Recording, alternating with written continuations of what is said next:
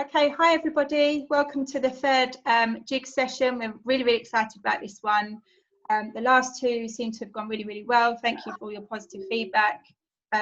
We received quite a few messages from members of the group saying how much they're looking forward to the next one, and you know, this one in particular, due to the kind of topic area that we're discussing. If you haven't seen our previous two sessions, they're available on the Facebook group. I think they may also be uploaded to YouTube, but I know we had a few issues with that because they were such large files. We tend to talk for quite a while, but they'll always be on the Facebook group. So if this is your first one, then feel free to go back through the previous two. The first one was on Moonwalk by Michael Jackson, and the second one was on Dancing the Dream, also by Michael Jackson. And you know, we've really enjoyed having some kind of deep and meaningful and also fun discussions on both, so feel free to check those out.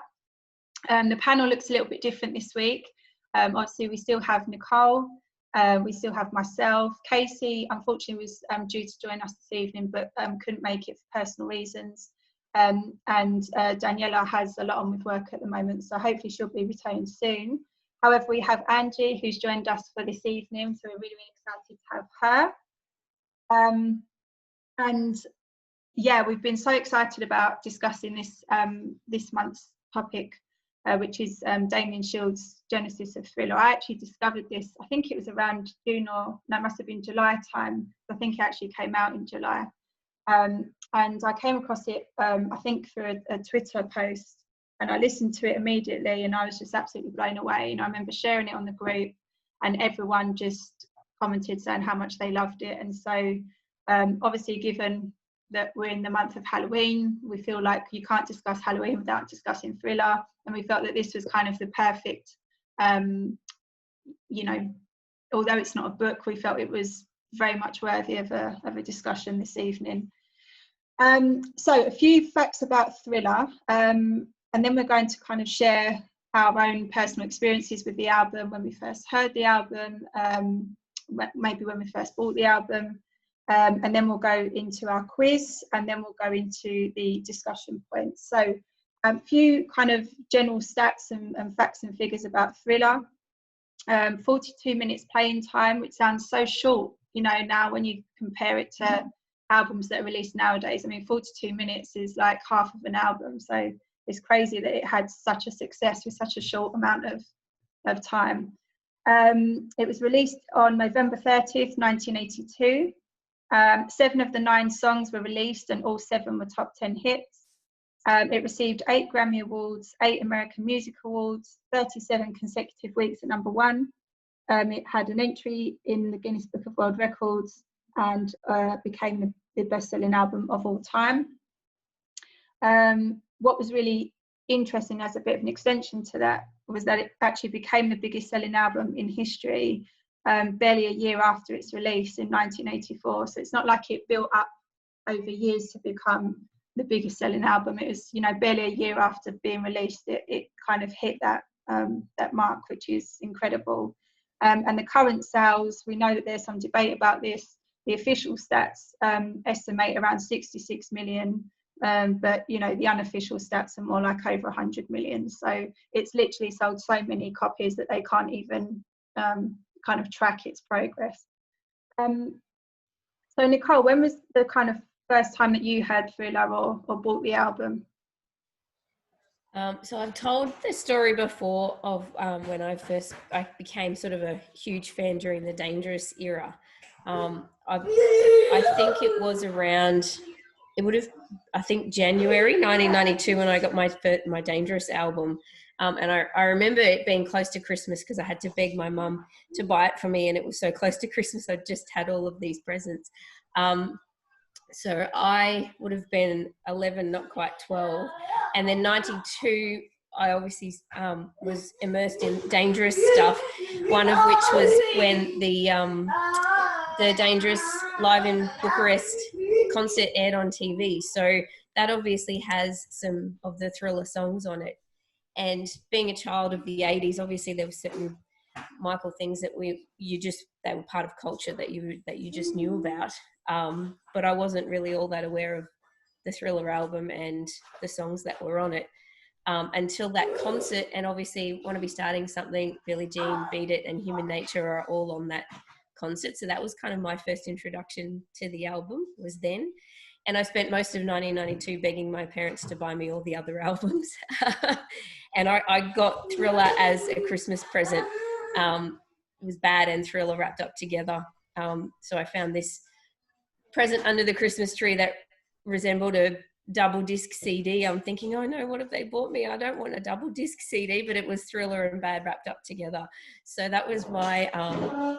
So I used to play Dangerous over and over again, start to finish. And then once I got those two albums, it was the two of them, start to finish, every single one. And I used to play them in order. I'd go Off the Wall, Thriller, Bad, Dangerous. I'd play them all start to finish all the way through. So that's kind of my introduction to the album.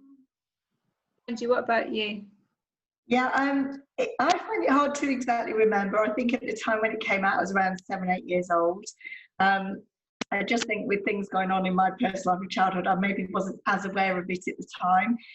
I came to it later, I think, more with when I became a huge fan after going to the cinema to watch Moonwalker. And then I literally had to buy every Jackson 5, every Jackson album, everything.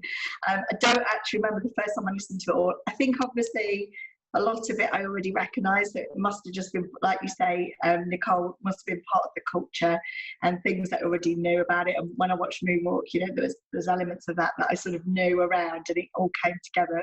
Oh, there's this person, Michael Jackson, and oh my God, look how talented he is and all the things. So I sort of came to so much music in one go. So it was just mind-blowing. And yeah, I can't tell you exactly just on the album because there was so much at sort of one go. I went through it all.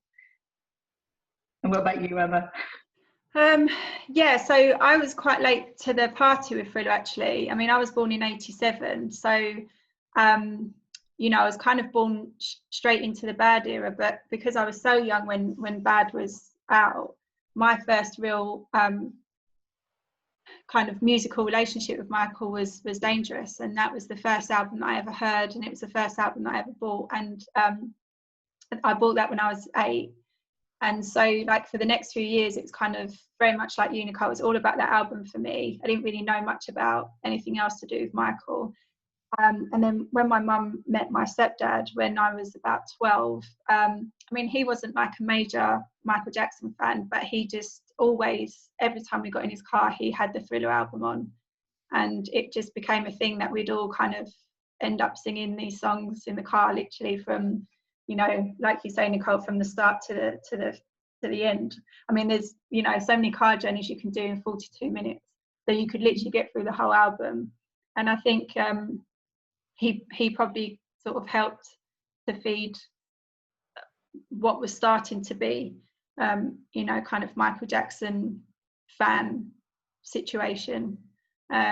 So yeah, and then I probably bought it in my teens at some point, but I was obviously like super au fait with it by then. I kind of knew all the songs and the lyrics, and yeah, I think you know, we've spoken about our personal experiences with the album over the last few days and weeks, and you know, we've all said that it's, and this is something actually that comes up in every conversation that we do, you know, all of us have such personal experiences with Michael and his music, and it, you know, the music kind of became part of our life for such individual personal reasons, and it's always really kind of great to share those stories. So if anyone who's on the watch party wants to share their kind of personal experiences with the album, or maybe when you first heard it, or when you first bought the album, or I don't know, maybe any kind of memories that it brings back for you, then please feel free to share in the comments below. That would be great.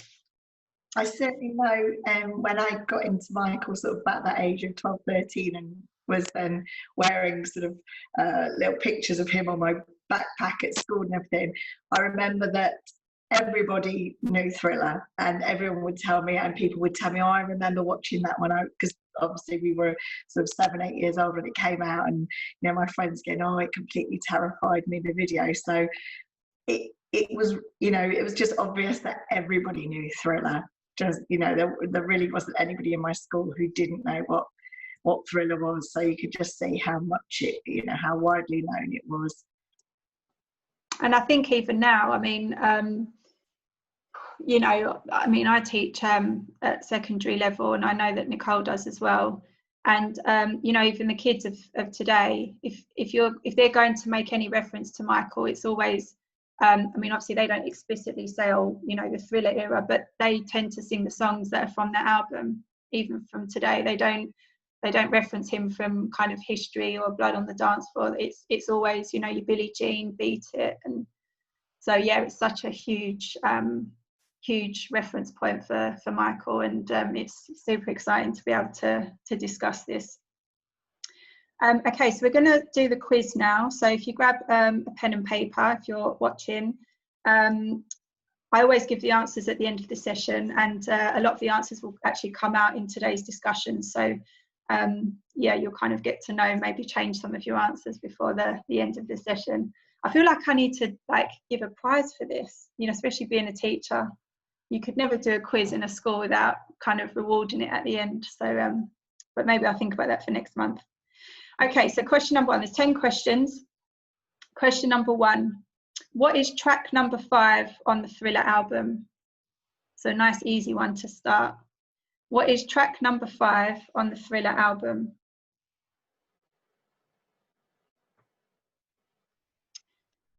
Number 2, which character from a later song is mentioned in Wanna Be Starting Something? Andy's laughing because I didn't know this till literally like a day ago, and I was just like, what? So I felt like I had to test everyone else's knowledge and see if they knew that too. So which character from a later song is mentioned in Wanna Be Starting Something? Number 3, what was the first single released from the Thriller album? What was the first single released from the Thriller album?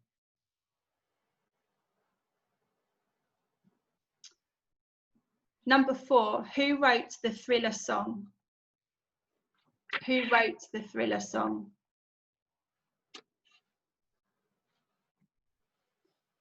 Number 5, what was the original name for Thriller? What was the original name for Thriller?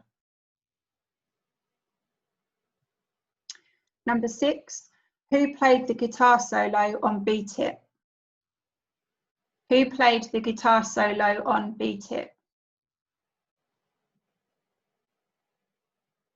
Number 7, which unreleased song did Billie Jean knock off the album?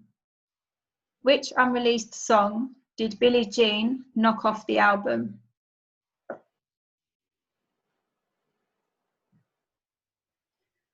Number 8, which band did the writer of Human Nature come from? Which band did the writer of Human Nature come from?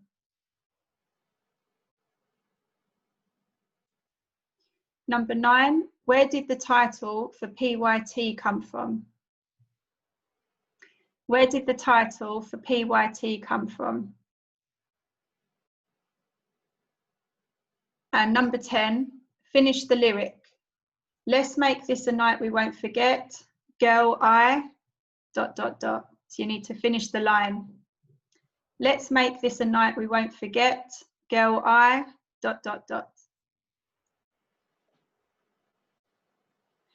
Okay, so kind of keep those with you, but push them to the side for now, and I'll come back to those at the end of the session.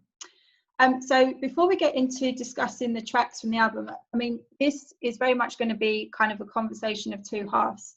Obviously, we are going to talk a lot about Damian's work in this amazing documentary, but you know, we also felt like there was quite a lot to discuss on the album itself.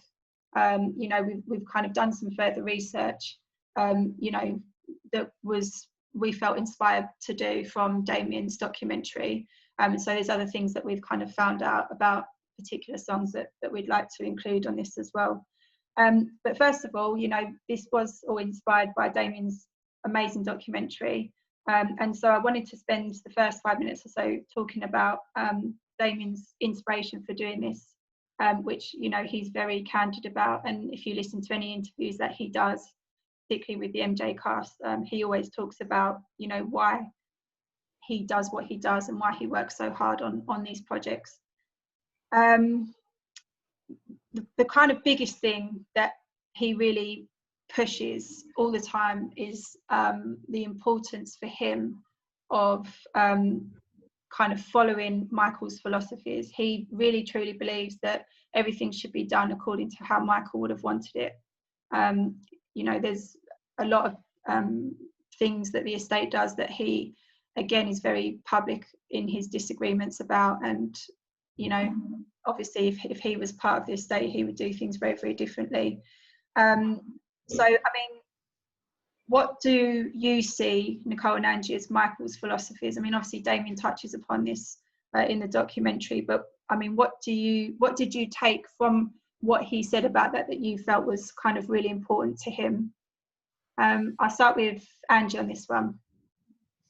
Yes, I think with this documentary, I think what's really great is it highlights with Michael, you know, how it really was to him something that came from above, and that's how he saw it. So he mentioned about not getting in the way of the music, allowing it to feed through to him, and I think you see that all the way through it. So you can almost see with the demos that they're very similar to the sort of the final tracks. So he clearly does get that full picture of the song. You know, he gets everything, all the different musical instruments, the lyrics, you know, everything in there, the title, and it's quite different than which we can talk about later, you know, the way sort of Rod Temperton works. So I think his philosophy with how he works with the music is letting it sort of write itself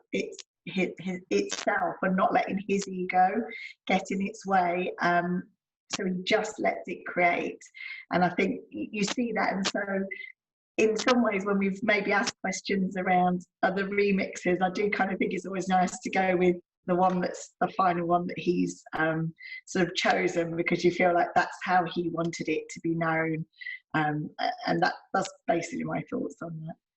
Yeah, I know there's been lots of discussion. I mean, I've heard this, I know Nicole as well, you're kind of an avid listener of the MJ cast, and in the few episodes that I've listened to, they do talk a lot about, well, they debate a lot about whether unreleased songs should be released, because, you know, if they weren't kind of good enough for Michael, then should we kind of be putting it out there? And obviously we've seen from the album Michael what problems that caused just by trying to kind of keep up this legacy, arguably in a dishonest way. So but yeah, Nicole, what did you kind of pick up on about Damien, the importance for Damien to do these projects and the process in which he does them? I really love how many quotes from Michael are throughout the whole documentary, but in particular that he specifically begins the documentary with that quote from the Oprah interview.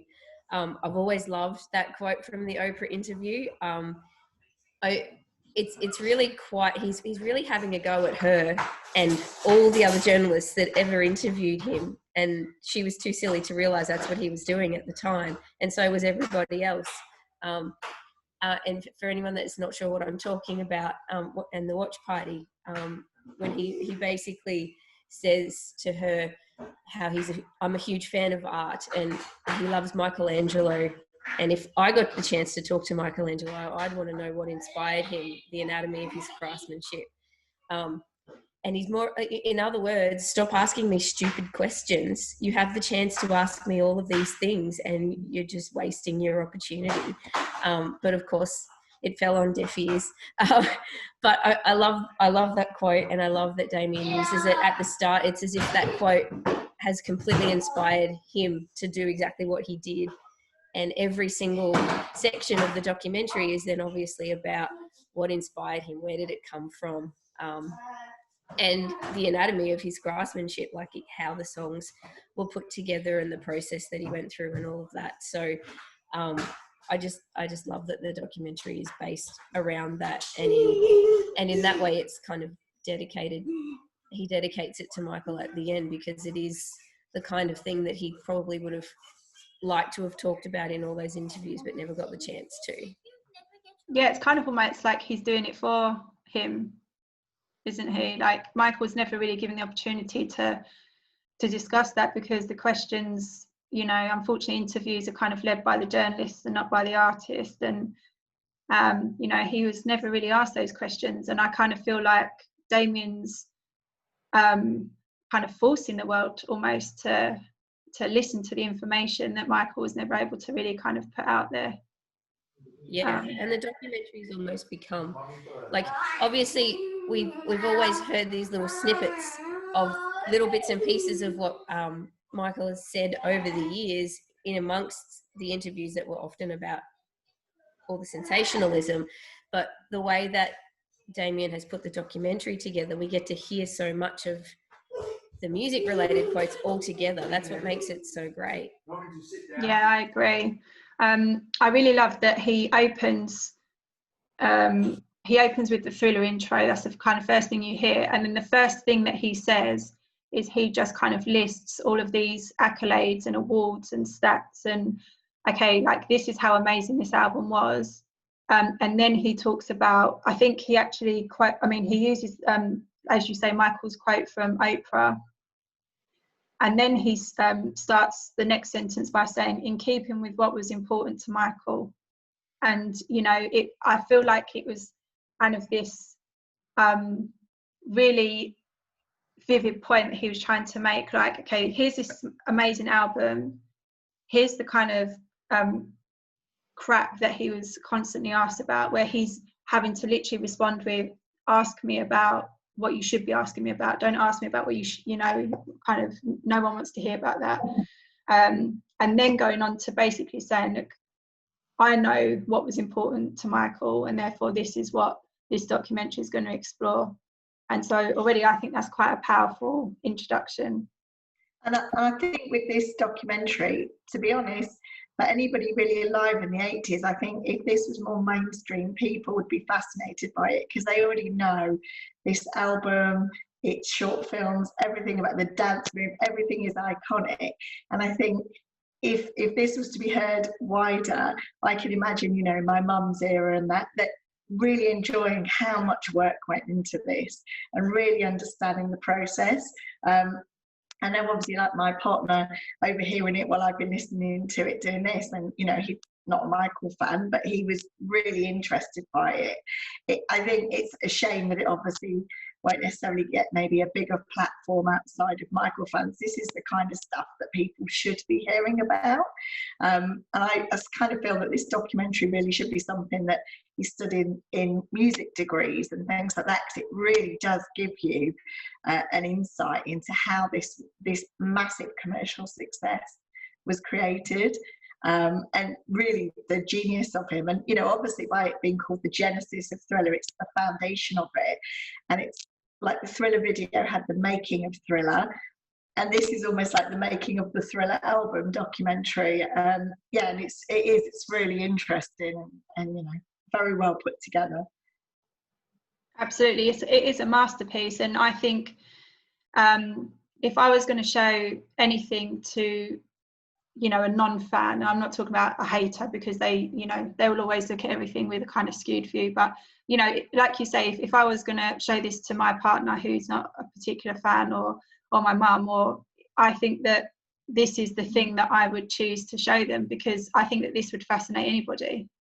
You know, the level of detail it goes into, and you know, everyone loves the album. Whatever you think of Michael, I mean, this is just such an amazing album, and I think, yeah, I just think anybody would really enjoy this. Yeah. So Damien does mention some of his inspirations, which I thought would be good to include, because I think this almost acts like a bit of a further reading list for people to go off and do further research. Obviously, a lot of the music that he uses in the documentary is the Single White Glove extended remixes, which are just absolutely amazing. If you haven't gone onto their YouTube channel yet, you absolutely must. And what's so great about that channel and how they remix the songs, that you really do get to hear kind of instrument by instrument how the song is built. And you know, he's obviously taken quite a lot from that. Also, something I hadn't heard about before is something called JC Musicology. And I think when I started listening to that, I'm going to call it a podcast. I assume it is a podcast. There's a few episodes on Michael and Janet, and you can hear the inspiration for how Damien's created this. It kind of has the same style, where it has kind of the information and the songs kind of mixed together. So that's another really interesting one for you to go and listen to. Also, Trevor Nelson's Thriller, Michael Jackson's, sorry, I can't remember the full name, Michael Jackson's Masterpiece, I think it's called. That's actually one I haven't seen yet. Have either of you seen that yet? No, that's definitely one for me to watch another time. And then some books that he sort of went to was Moonwalk in the Studio with Michael Jackson by Bruce Swedien, Q by Quincy Jones, all the songs, Michael Jackson the Maestro, the MJ Cast episode 76 featuring Andy Healy and Chris Lacey, and Making Michael Inside the Career of Michael Jackson. So if you did want to go and kind of do some more research, they're the particular reference points that Damien advises that you go to. Okay, so let's kick off with the first song. So Wanna Be Starting Something. Firstly, how do we feel about this song? Is it kind of one of our favourites, or Nicole? Yeah, I love the song, but I'll probably say the same thing for every song that we yeah, I won't bother asking it for every song. Yeah, the bridge in the song is, sorry, my cat's deciding to try and make an appearance. He's trying to rub on my laptop and knocking the camera. The bridge in the song is my favorite. It's like quite inspirational, quite empowering. Every time I hear that, you feel uplifted. That's my favorite part of the song. Angie, how about you? Is it one of your favorites? I'm going to be like Nicole and say, yeah, absolutely it is, but I would probably say that about most of them. I think that's the main thing with this album. You could have released every single song, because, 7 out of 9 anyway, but you could have done 9 out of 9. But yeah, absolutely. And this one, I still feel, is really known, even by much younger people. Everybody knows that the sort of the whole song, basically. So even without it sort of having a famous, short film or anything, it's really, really well known.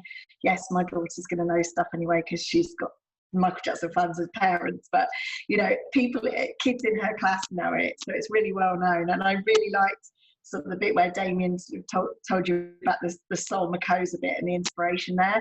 Found that really interesting, because I had kind of always wondered where those words had come from, and where it's sort of saying Makosa means I dance. I think, well, that's Michael, isn't it? I dance. So it was just really interesting to hear where that had come from. I don't think I'd been aware of that before. Yeah, that bit was really interesting. And obviously, the fact that means I dance, and the whole track is just, it is made for you to dance to, isn't it? It's like a party track for sure. It goes on at weddings, doesn't it? And everybody gets it's always at birthday parties, weddings. I think that's why everybody knows it, and it is a song that universally will get people on the dance floor. And obviously well, at least part of it was used for Rihanna's song a few years ago, so obviously that kind of brought it to a bit of a younger audience as well. I'll be honest, it's not, I know I'm going to get killed for this, because we've seen quite a lot of discussion on Facebook about different songs. It's not one of my absolute favourites, especially when I feel really bad saying this, but especially when I'm watching a concert and it comes on, and obviously normally it's used as the opener, which says it all, and obviously this means that I'm completely wrong in my opinion, but I used to skip it. I don't think anyone can be wrong in opinion. It's just different taste, isn't it?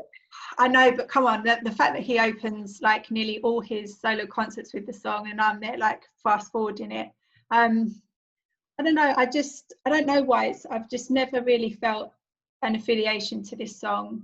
I like it, I will listen to it. I think it's one of those songs that maybe when it's on, I enjoy it more than I think that I will, but it's just not one that I would ever particularly go to. But I mean, finding out about it was like super interesting.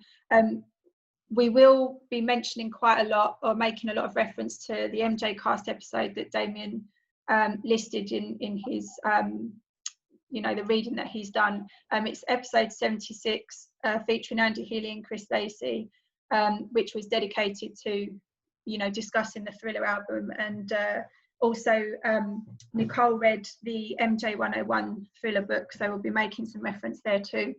But one of the things that they said that really struck a chord with me was the fact that it really is, it kind of acts as a bridge between Off the Wall and Thriller. I mean, it was written during the Off the Wall period, and it has that same sound. It has that sound from that era. And so it's kind of almost like, okay, yeah, this is what I used to sound like. And, it's kind of making that link between the two albums. So I thought that was really interesting. And also the other thing was when they said there was like 3 knocks at the beginning, which again is not something that I've ever really picked up on. And it's kind of like Michael announcing his kind of return or arrival. And I thought that was really cool as well. The demo, I cannot believe how, sorry, Nicole. The MJ 101 book starts out with the "Want to be starting something" section. It says, like a sonic knocking on the door of the world. That's the line that he uses, which is such a good description. Absolutely. I can't believe obviously I've noticed it, but I wouldn't say I'm a sort of analyzer of songs. I like to see what other people have kind of conjured up. But yeah, I found that really, really interesting. But the demo, I could not believe how almost identical the demo is to the final version. Hardly anything was changed. Yeah, and I think it's like what I was saying earlier. I think with the way Michael worked, and you can, throughout this, you can see that difference between him and other writers. And obviously he had appreciation of their craft, and they wrote great hits too. So there's no sort of right or wrong way, but with him, he really was that sort of channel down, and he got the whole picture. Yeah. He heard every instrument, and as you're going through it, you can hear he talks about, the horn should do this, the soft horn should do this, the piano should do this, the guitar should do this. He knew all what those should sound like, and he could really cleverly also beatbox that on for a demo. And yeah, his demos really are so close to the finished article, where to find out that sort of Thriller was actually Starlight, they're totally different. All the lyrics and even the sort of basis of the song, and that's when you've got like Rod Temperton doing it rather than Michael writing it. So he really does get the sort of full picture of a song into his being, and gets it out there quickly onto a demo. Yeah. Nicole, did you want to add anything? No. Okay.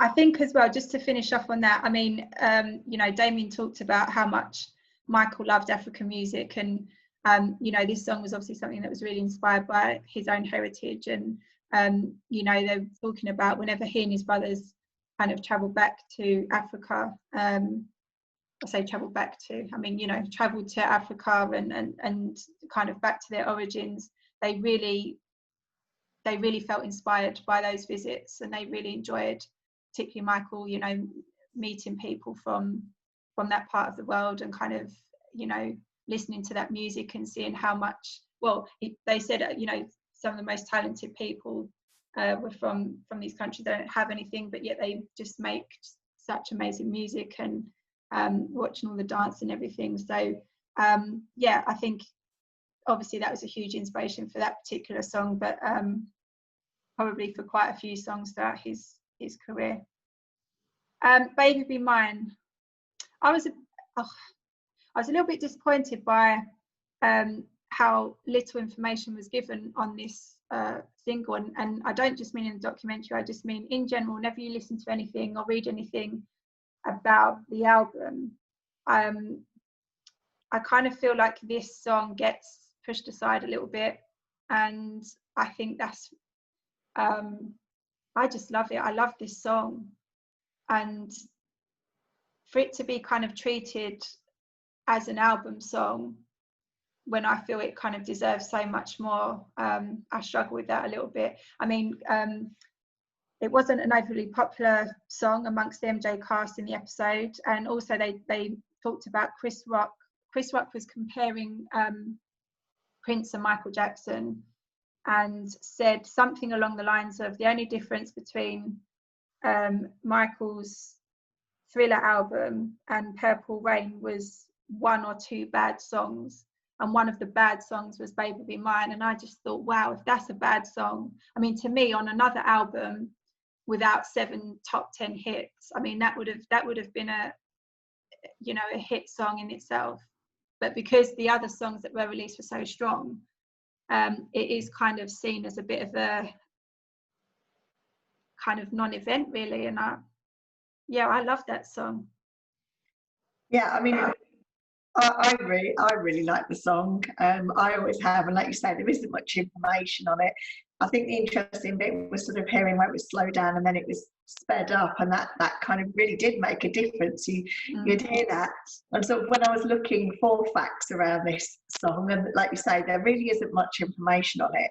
It has been covered 8 other times, and I had to listen to all of those artists that have covered it, and it's male and female, and they've mainly all sort of slowed it back down again. I do prefer it the way Michael has got it. And interestingly, obviously not Michael's version, but a version was in a 2012 movie called Think Like a Man. But I really couldn't find much more information on it. It's a song I love, and to be honest, I think any other artist, it would be a huge song for them. It would be a great hit. It's just Michael's got so many that maybe when you have to, some people have to compare it in that way, it falls by the wayside a bit. But it's a great track. I love it.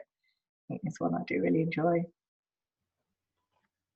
Yeah, I love it. I love it as well. And it is a shame that there's not much information out there on it, but I guess it's just eclipsed by the other huge hits that are on the album. I actually saw a video, I can't remember if it was a video or a podcast, and I don't remember who said it. So if someone knows, please tell me, because I can't remember where this came from.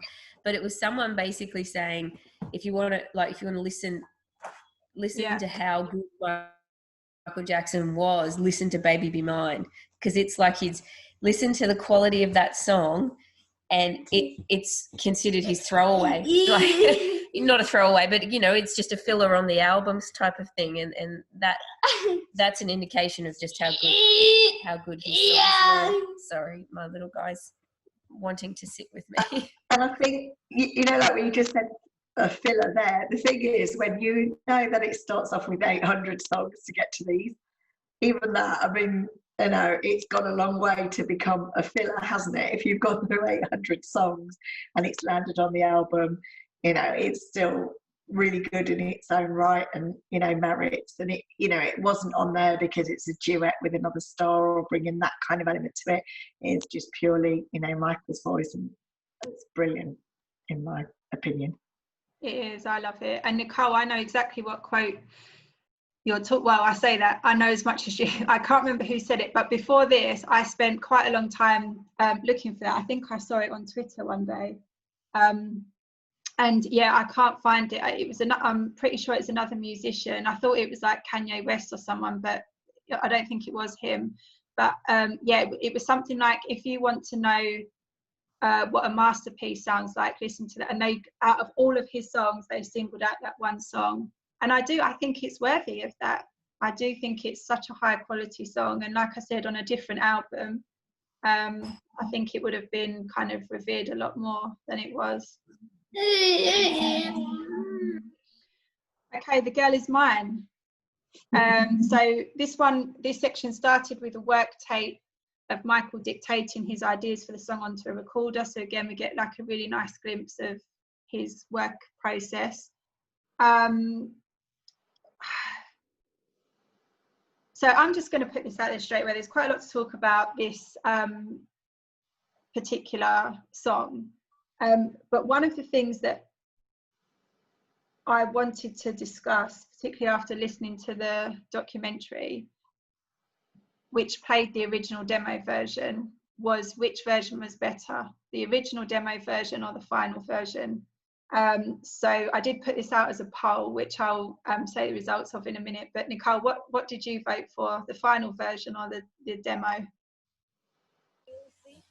I love the final version. I don't know if that's just me being a stickler to what I've heard over and over so many times, or I mean, there's certainly qualities of the demo that I like, but the fact that the bridge is sort of fully realised in the final song, and that's my favourite part of the song. That I can't go past that.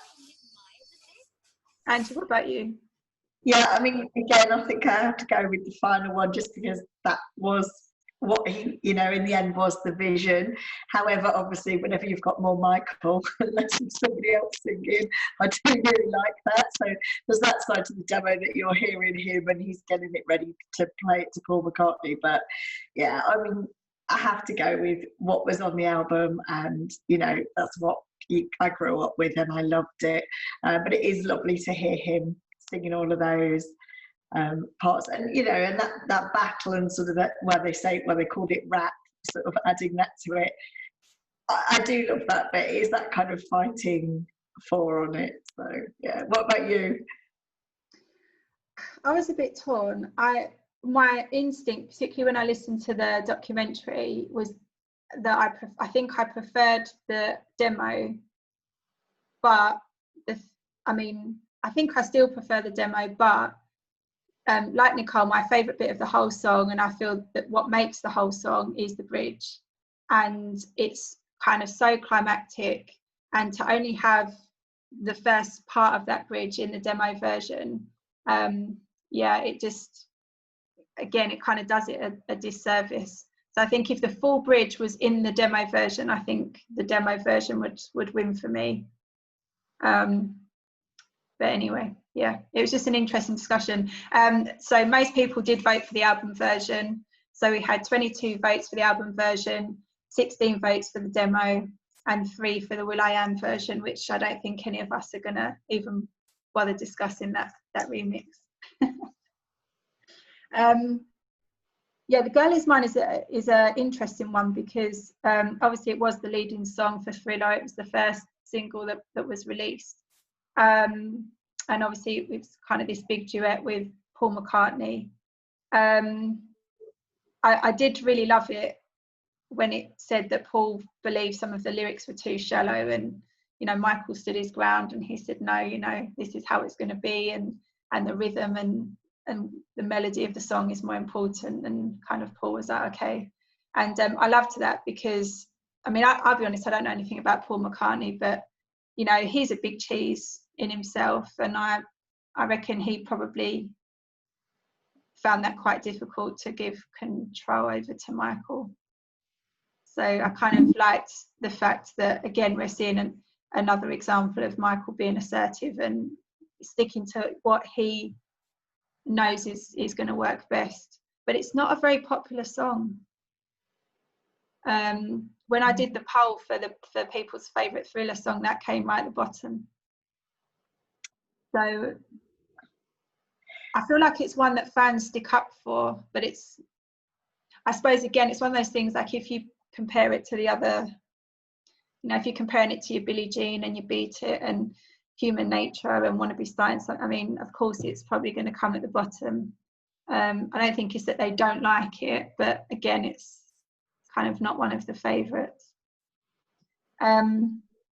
We spoke as well about why it was the leading song and kind of the importance of that, and there's so much you can analyse with The Girl Is Mine, and you know, you've got this kind of like interracial kind of conflict, you've got this I mean, obviously we know why it was the leading song. Angie, actually, do you want to discuss that a little bit more?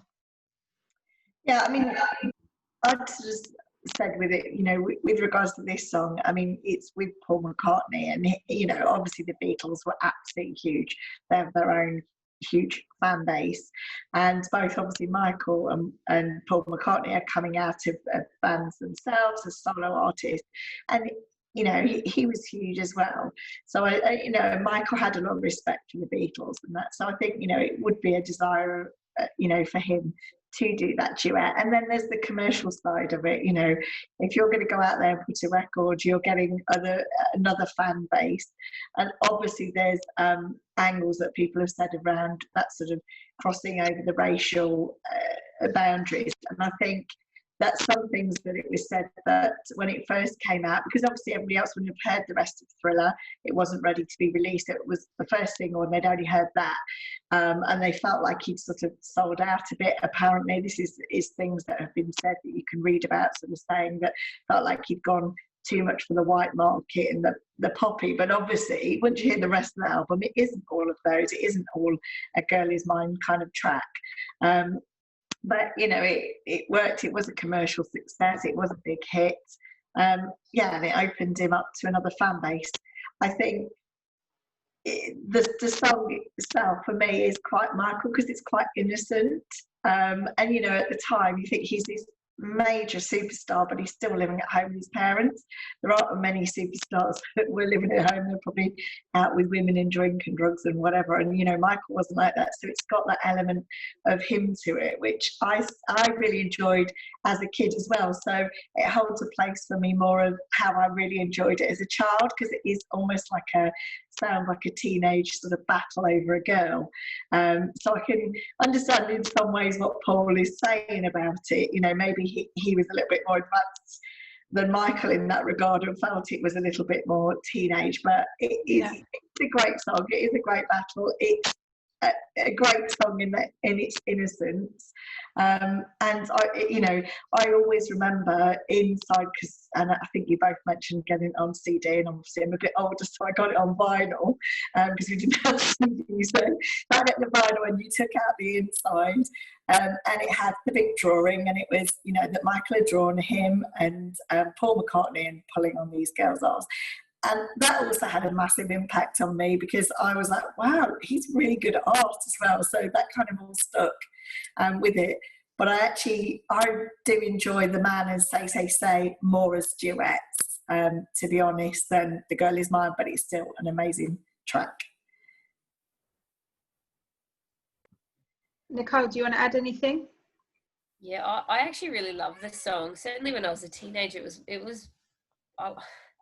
hard to say favourite on the album because, of course, there's Billie Jean and Beat It, and there's just so many. But I've certainly gone through phases where it's been a go-to for me just because his vocals in that song are just incredible.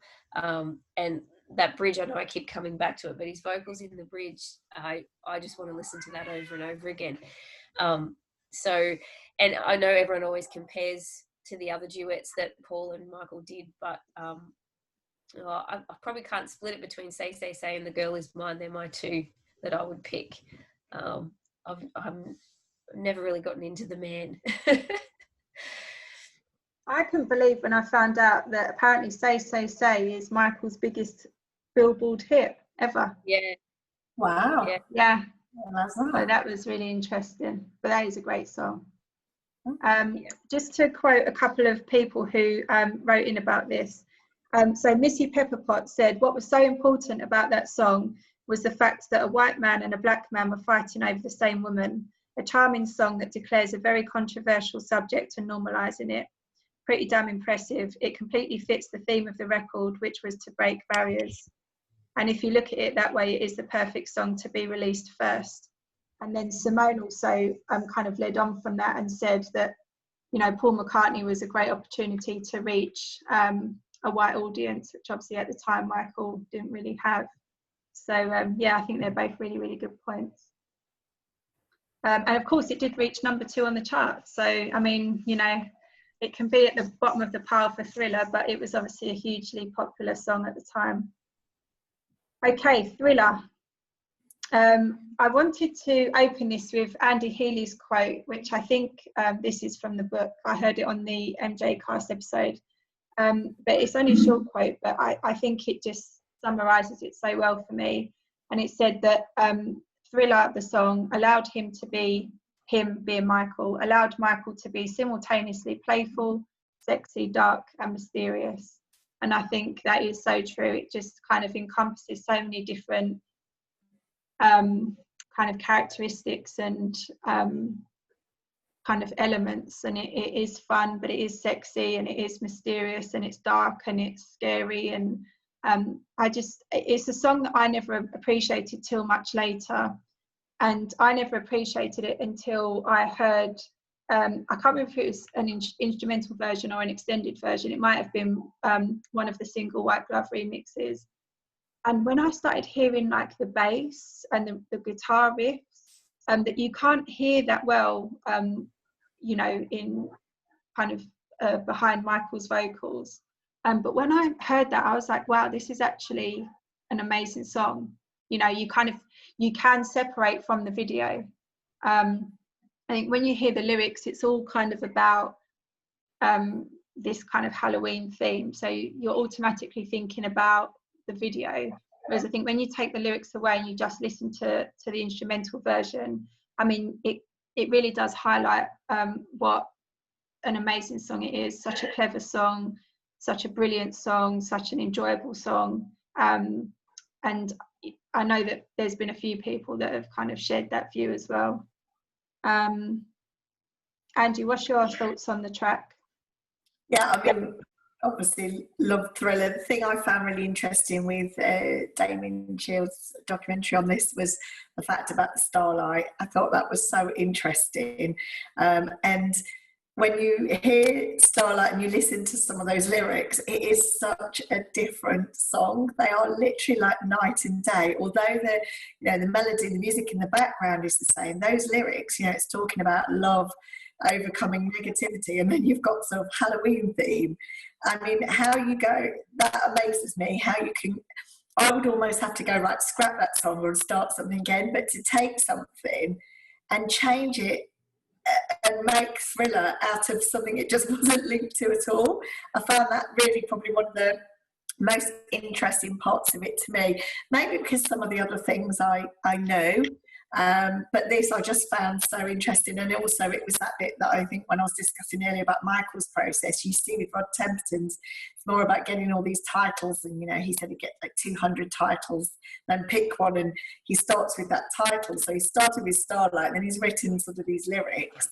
But you can see that the final version is absolutely nothing like the original, unlike with Michael, where you can certainly see that they're quite similar, if not almost exactly as how he's first imagined it.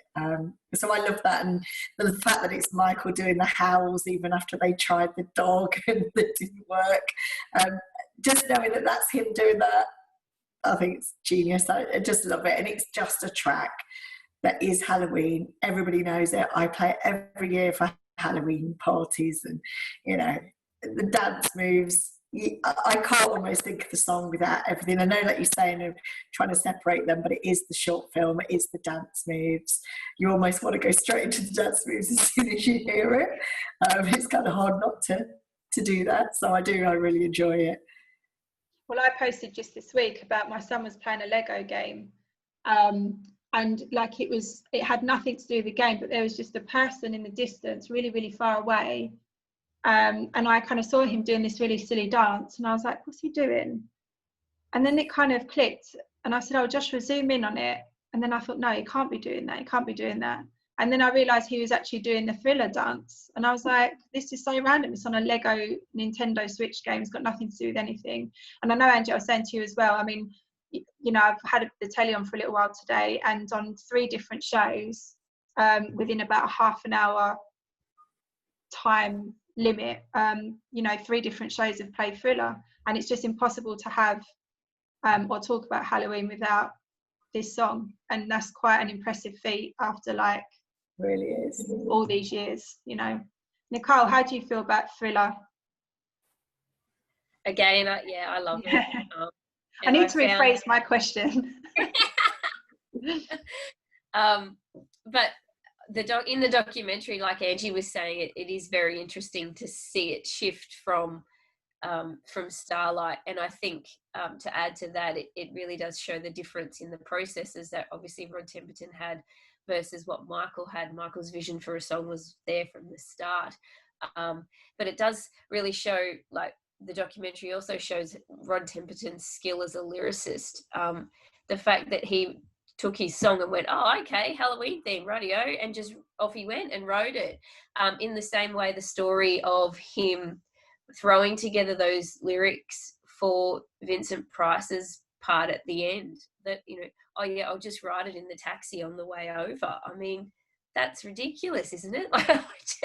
It blows me away that someone can just go, yeah, I'll get it done, and just wrote it in the taxi on the way to the studio. That's absolutely incredible. But it really does highlight Rod Temperton's genius in that way as well, which I thought was, obviously I look into a lot of Michael stuff over the years, but I've never really looked into all that much to do with Rod Temperton. So I found that a really interesting part of the documentary, to hear some of those stories behind him and his process, and how incredible he was as well.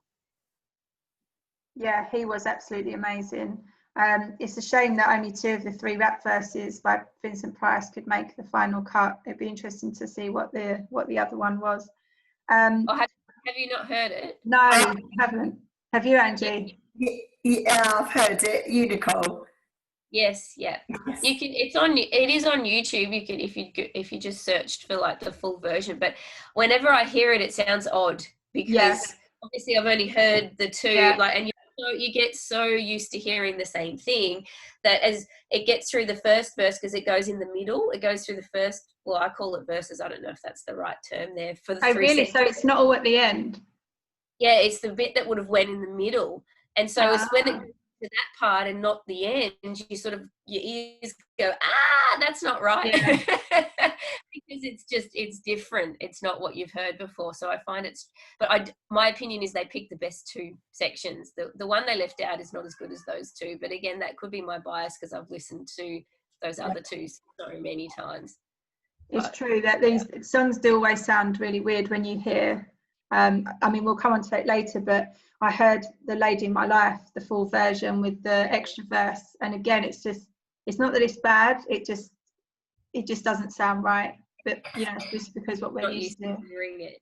Yeah. Yeah, Angie, what you were saying about the wolf howling, that's such a good story about Bruce's dog.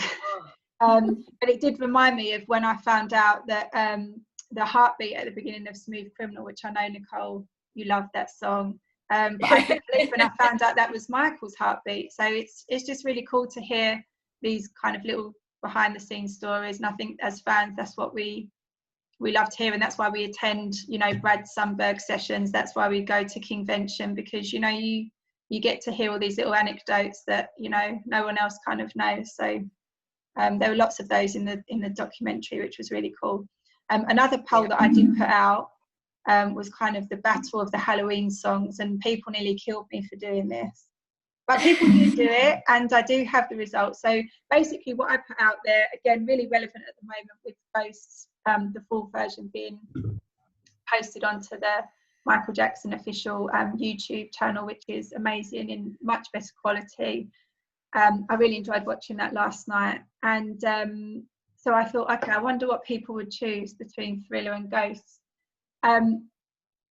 But I put 4 options rather than just 2, because I thought, well, actually, some people might prefer one song but the other video.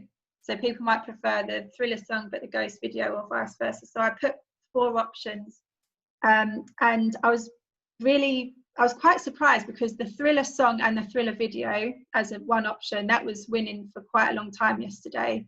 And when I checked again this evening, the Ghost song and the Ghost video together combined was the winner. So 29 people voted for the Ghost song and the Ghost video, and then the next most popular option was the Thriller song and the Thriller video. So no one really liked sort of the combo. No one voted for one song and another video. But yeah, I thought that was really interesting. But I think that's probably for 2 reasons. I think that possibly a younger audience might vote more for Ghosts, because again, it's something that they relate to more, and I speak for myself on that. I wasn't around when Thriller came out, so I didn't, again, it's not something I have the same affiliation with as Ghosts, but also we know what a powerful short film Ghosts is, and all of the messages that are within it, and that it's so central to Michael's life and how he felt. And so yeah, I think for a lot of people, that's a more special, meaningful kind of short film. Rose, I'm going to say Rose Van Willich. It might be Van Willich, so apologies if I've mispronounced that. But she wrote that both are as important as each other because we wouldn't have Ghost without the success of Thriller. So I found that a really interesting and good point. Okay, so last section before we stop for a quick 10-minute break. Beat It. Such a lot to talk about this. What a great track. And I think this one not only shows the genius of Michael in his writing of the song, but actually of Quincy Jones. I mean, obviously we haven't really talked about him too much yet, but you know, let's not underestimate the input of Quincy Jones into this album. And you know, the documentary really showcased how important Quincy's input was into the project, and how many important final and correct decisions that he made.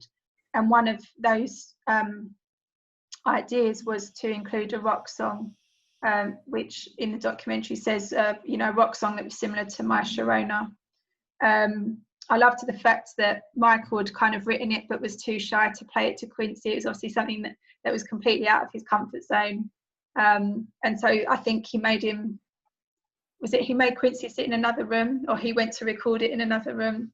I really loved that. And again, it shows Michael's, you know, he was shy, even with people that he knew and worked with every day. He did have this kind of timid trait. Despite being like the most unbelievable musician, he still felt quite insecure, I guess, about some of his work. But you know, it's one of his most well-known. I would argue it's one of his best. It's such an unbelievable song. So I'm not going to ask what you think of the song, because I know what the answer is going to be. Okay, let's start with talking about Nicole. I'll ask you to start with this. This song again was really relevant this month because obviously Eddie Van Halen passed on the 6th of October. And so there was kind of lots that was discussed about this particular song and his kind of input. So do you want to talk a little bit about that and the importance of that? So if other people probably saw it as well, I obviously on a lot of Michael Jackson groups and all over Twitter, there was obviously some comments and articles being shared in regarding Eddie Van Halen, and obviously he was incredible, and his guitar solo on Beat It is amazing. But many of you might have also seen the there was a few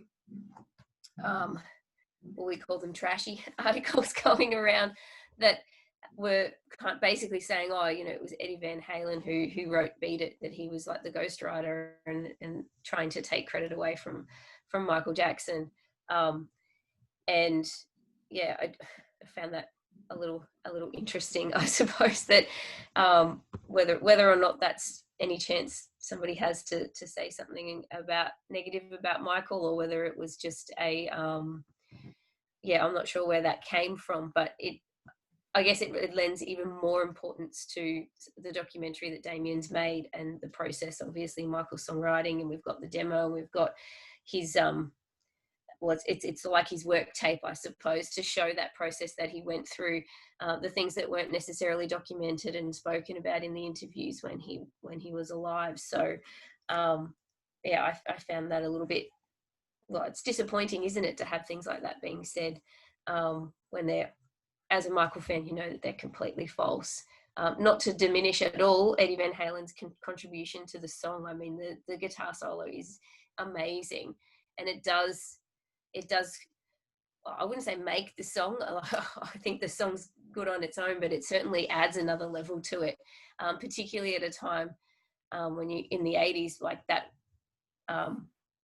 rock genre was considered, you know, it was considered white rock at the time. And Michael coming in and doing a song like that was sort of a, I don't know if you'd say it was an R&B twist on rock, but it was an R&B rock, is what a lot of people categorize it as. And interestingly, in the MJ 101 book, I actually had it to read, but I walked away from my book, so I'll have to do it from memory.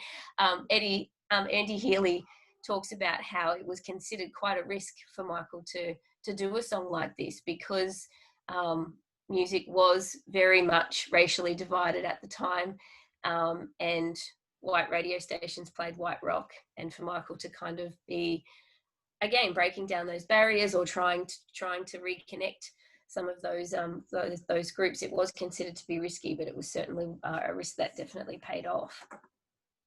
For sure. Andrew, do you want to elaborate on anything? Well, I think this story that was interesting, it was obviously about the fire, the speakers of the fire and everything, and so it sort of become legend. And it just made me think about, obviously, when you see it on stage and he has like the pyrotechnics coming out the guitar, it's almost like a recreation of that. So, that sort of, hearing that made me automatically think of it on tour and how Michael did play on that. And it was a great song from tour, and then you have the cherry picker and everything and him hanging out, and that guitar solo, whether it's played by Eddie Van Halen or Jennifer Batten, it's a great solo. And I think where you mentioned with Quincy there, this does give you an appreciation of him, and the fact that he knew sort of for that guitar solo, to get someone of like Eddie's standard on it. And Michael obviously took that forward, because then you've obviously got the other guitar solos like we have in Giving to Me and things later on. He clearly recognised from what Quincy had taught him with that they were good things to continue on within songs. And, we have Dirty Diana. There is always sort of one of those now on sort of later albums. He does sort of continue that kind of rock edge song. So I think that's good. No, I loved going back to what I was saying before about kind of Michael's insistence on keeping certain elements that maybe other people weren't a fan of. I mean, the introductory gong sound at the beginning, wasn't particularly popular amongst the production team, basically because it wasn't a unique sound. Everything about Thriller had to be unique and have this sonic quality and have all these sounds and kind of instruments being played in a way that people hadn't heard before. But Michael loved it, and so it was kept in. And again, I just love the fact that, because we've spoken so much before about how much Michael is controlled, I really love, particularly when we talk about his music, that we just we do see quite a lot of examples of him saying, actually, no, this is something I know what I'm talking about. We've spoken already about the fact that he hears everything. He knows exactly how that song should sound. And so I really like the fact that, particularly musically, people kind of tended to let him do it as he kind of saw fit. So it's a great song. Okay, we'll have a little 10-minute break, and then we'll move on to Billie Jean, which I feel we need to feel a bit rejuvenated before we head into that one, because that could be a long one. So we'll have a 10-minute break, and we'll come back. I was going to say the time, but obviously we're recording at a different time than we're going to be broadcasting, so we'll be back in about 10 minutes time.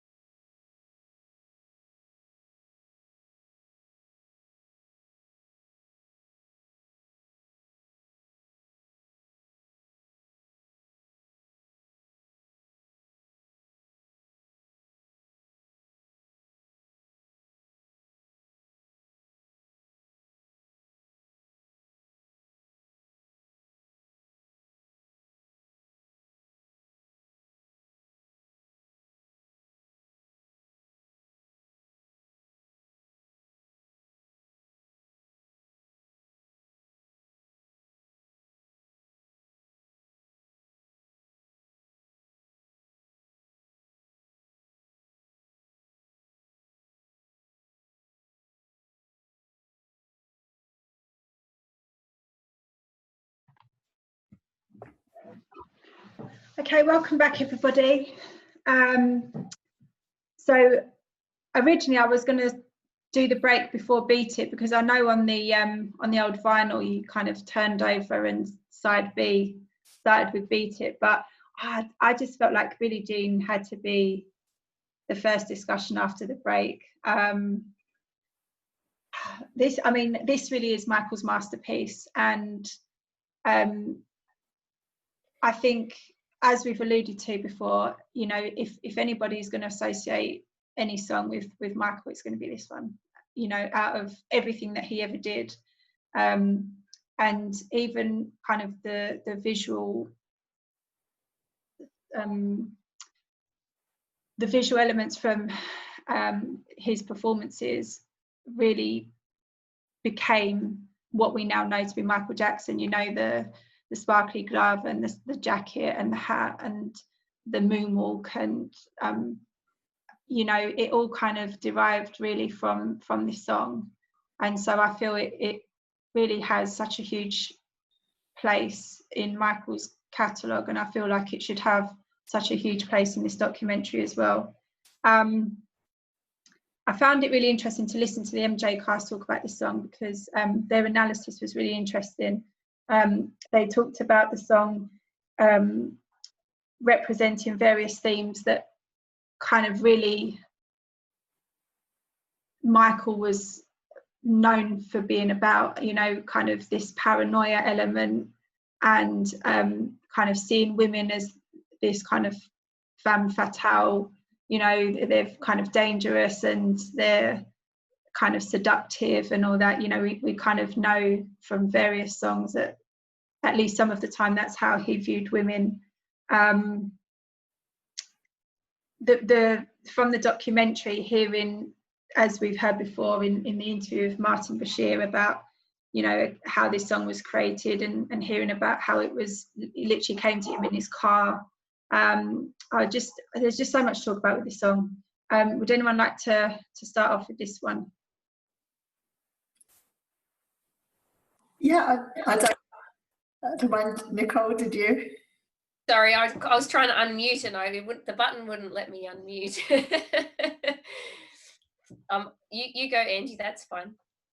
I mean, everything you've just said there, I mean, it was the Forever 25, you know, when he performed that, which, you know, he'd obviously done the performance with his brothers just before it, and then that really sort of set him out apart on his own as a solo artist. Clearly the moonwalk and all those things, I mean, it was just magic. And that is certainly something I remember from actually at the time. I really do sort of remember that, the moonwalk and the video, I shouldn't say video, short film, with the pavement changing, you know, lighting up. That really, really stuck in my mind as a kid before I was this huge fan anyway. So I had most certainly seen it somewhere, and it stayed with me. And it really is, I mean, he is known, moonwalk, you know, that is his famous move. We all sort of obviously have heard the stories of where he got that from and that, but, you know, anybody else sort of non-MJ fan, that is it's the glove, it's the moonwalk, it's everything to do with that. With regards to sort of this, you know, the basis of the song, I always find it funny that so much time is spent outside of the fan community, but all this kind of trying to work out who Billie Jean was, rather than just it's a song.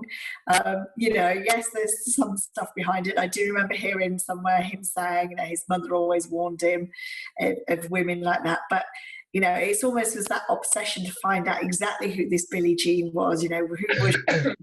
And it's like, well, actually just focus on the song and what a great song it is and how it was put together, you know, and everything about it, the short film, you know, the dance moves, and it on tour.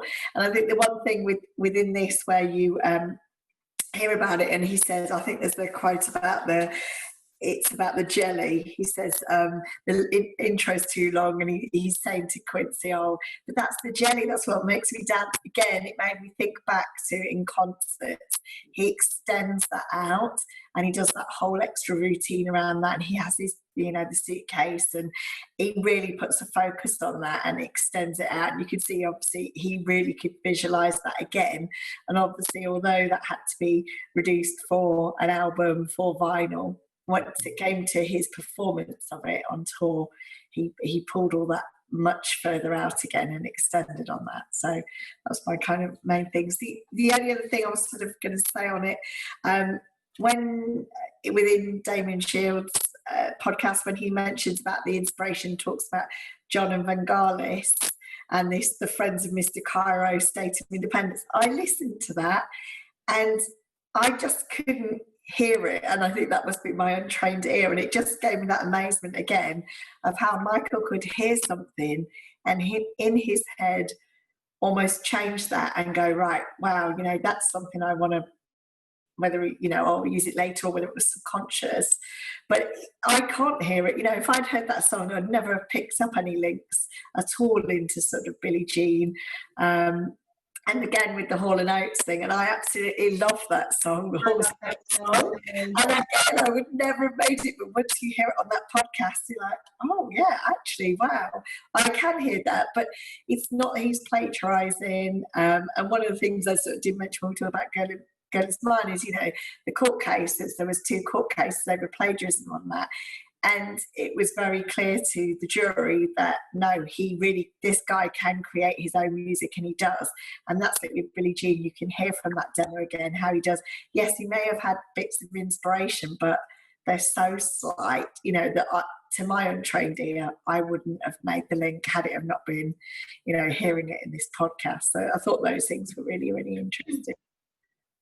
Yeah, and isn't it? It's sad in a way that so much of our knowledge of his songwriting process, particularly The Girl Is Mine, how it comes from a deposition. Like that's quite, I mean, to a certain extent, I'm thankful that we have that, because it's almost the interview that we never got, and it's the interview he never got to give. And in some parts of that deposition, even though, I don't know how familiar you guys are with that, but he almost seems to be enjoying himself sitting there listening to his own work tape, and talking about it and saying, oh, look, it's going to go in this direction. See, there it is. And he gets really, he's quite excited and seems happy and joyous to be doing it. And it's quite sad that we never got that in a proper interview type setting, that it was actually being taken to court was the reason that we got that.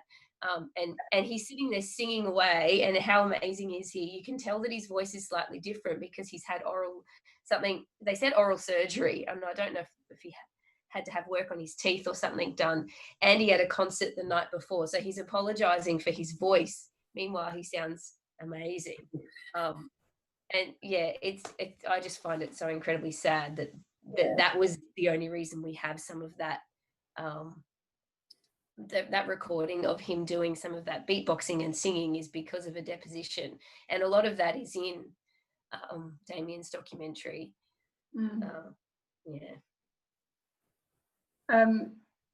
The thing is, there's a real difference between inspiration and plagiarism, and you know, we can all be inspired by things. You know, books are inspired by true events, and films, you know, like, it's not plagiarizing, it's hearing something or seeing something and thinking, oh, that's given me a really great idea. And I think, you know, there's obviously been lots of negative press about Quincy over the last, well, in particular, few years. And I know that one of the reasons because of that is because in an interview, he essentially said that Michael stole, I think that is the word he used, I might be wrong, but I think he pretty much said that Michael stole kind of the essence of Billie Jean, some of the most important parts of Billie Jean from the State of Independence. And I just think how you can use that terminology when Michael has the same, as we can hear on the documentary, of so many of the songs. You know, Michael can really lay out literally instrument by instrument how he's created the song.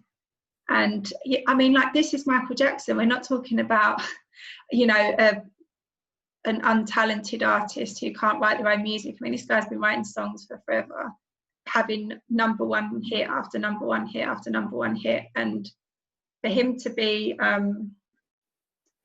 accused of that, I mean, it's just so insulting.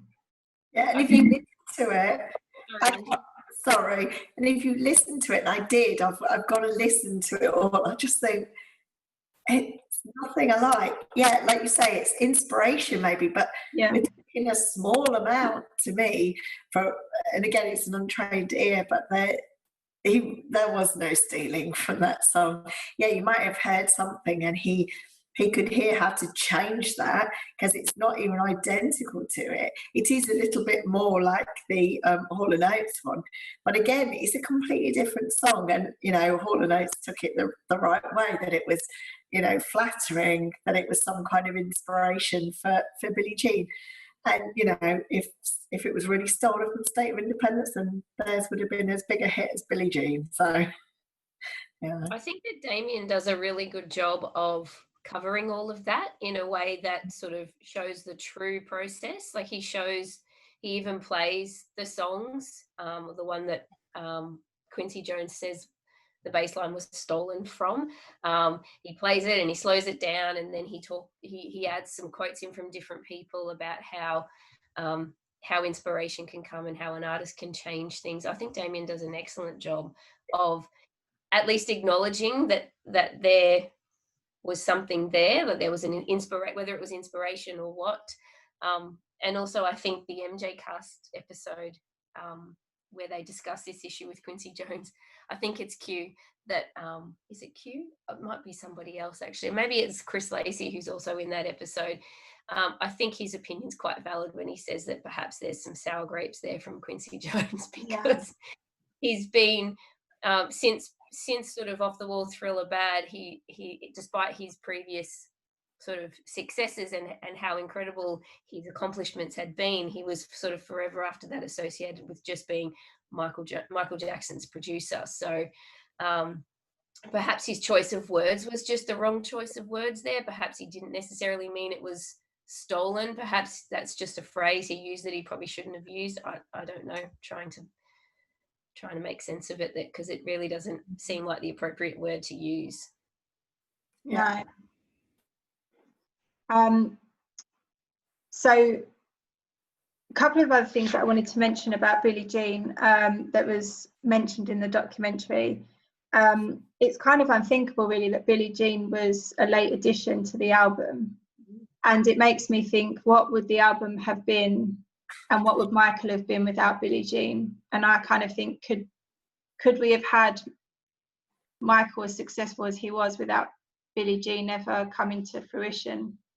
And I don't know if we could have. I think Billie Jean, as we've just discussed, created so much awareness, success for him. I don't know if I think out of all of the songs on the album, I just think if that one was not there, I don't know if it would have had as much of success. What do you guys think? I agree with what you're saying with regards to Billie Jean being like the most iconic Michael Jackson song there is. It's quintessential Michael. It's got all of those themes that run through so many of his other songs, those images it conjures with the glove and the hat and the sparkly socks, and even certain dance moves that he only ever did when he did Billie Jean. I mean, he kind of teased the moonwalk in a couple of other things, but it was really the Billie Jean move. Even even Up on the Toes was very much a Billie Jean move. And so many of those symbols have become sort of parts of culture that are constant links to Michael Jackson. But for me, if you take all that away, you still have so many other amazing songs, so many other videos that are iconic, and I'm going to go to Smooth Criminal because because it's, well, Billie Jean and Smooth Criminal are my two absolute favorites. I cannot split the two. But again, I think, there's so many other songs that he has. I mean, if you take Billie Jean away, you might have, slightly less, but he's up here and everybody's here, in my opinion. And even if you took Billie Jean away, there's still so many other songs that conjure up those same images, that give you those, that have those same symbolisms, if that makes sense. And then I mentioned Smooth Criminal, but as soon as you see a white suit or a hint of a striped suit, anything related to gangster, and immediately we think Smooth Criminal. The Lean is probably as iconic as the Moonwalk. And I mean, I could go on forever and name a whole heap of other songs, I suppose, but he would still be a mega superstar without Billie Jean, in my opinion. Not to say anything bad about Billie Jean, it's my all-time favorite, on par with Smooth Criminal, but he just still had so many other amazing songs and iconic moments that go along with that. Yeah. I was surprised that, Angie, you were saying about, I think it was you, Angie, sorry, was saying about how the intro was already really extended for his concerts and stuff. And one of the things it said on the documentary is that 18 seconds from the intro was cut, a portion of the guitar solo from the bridge was cut, and more than a minute from the end of the track. So like 90 seconds, a minute and a half in total was cut from the song. Which I feel like he made up for, because I know he was really upset about that. I think Quincy already tried to cut the intro before, and he kind of Michael really resisted that, and he said no, like the intro is so important, as we know it is in so many other songs. But I feel like he kind of made up for that in the concerts. Yeah, exactly. That was the bit where he said about it's the jelly, and I think obviously it's those days of vinyl. And vinyl, you can only fit so much on. And I think obviously what's discussed in the podcast was that when it was sort of complete, it didn't sound right. And that's because it was too long, and you lose that quality when you're working on vinyl. So it had, it was of that era where it couldn't, that album couldn't be longer. You mentioned the 42 minutes, but it's because of the two sides of a record. So you could only go so long. So yeah, I mean, to be honest, you can see where he pulls all that out. He's right about those things, but that's where as well Quincy knew elements that had to be cut in order to keep all those songs on the album and make their quality. You wouldn't want to lose the quality across the tracks. So yeah, and he definitely made up for it in his performances, when he redid those. So yeah, I love that quote. I love the quote from Quincy Jones when he says, you're referring to, that's the jelly, and then Quincy Jones says, when Michael Jackson tells you that part makes him want to dance, well, the rest of us just have to shut up. I love that quote. That was a great one. I liked it as well because there was the sort of quote, and I haven't got it written down exactly, but where it was saying we're spending so many time doing all these different remixes, and he went, okay, let me listen to this POS that you've got. And I obviously listened to it and heard the second one and was like, yeah, that's it. So, all the effort that has gone into this to just perfect them, it's just incredible, the amount of work and dedication to that, to getting it exactly right. Yeah, and I think that's something that comes through on this documentary a lot, which is why we love it so much. We're seeing that work ethic and that process that you don't necessarily get to see or hear when you just listen to the album. You can't appreciate it as much as you can when you listen to the documentary. Yeah. Human Nature. Wow.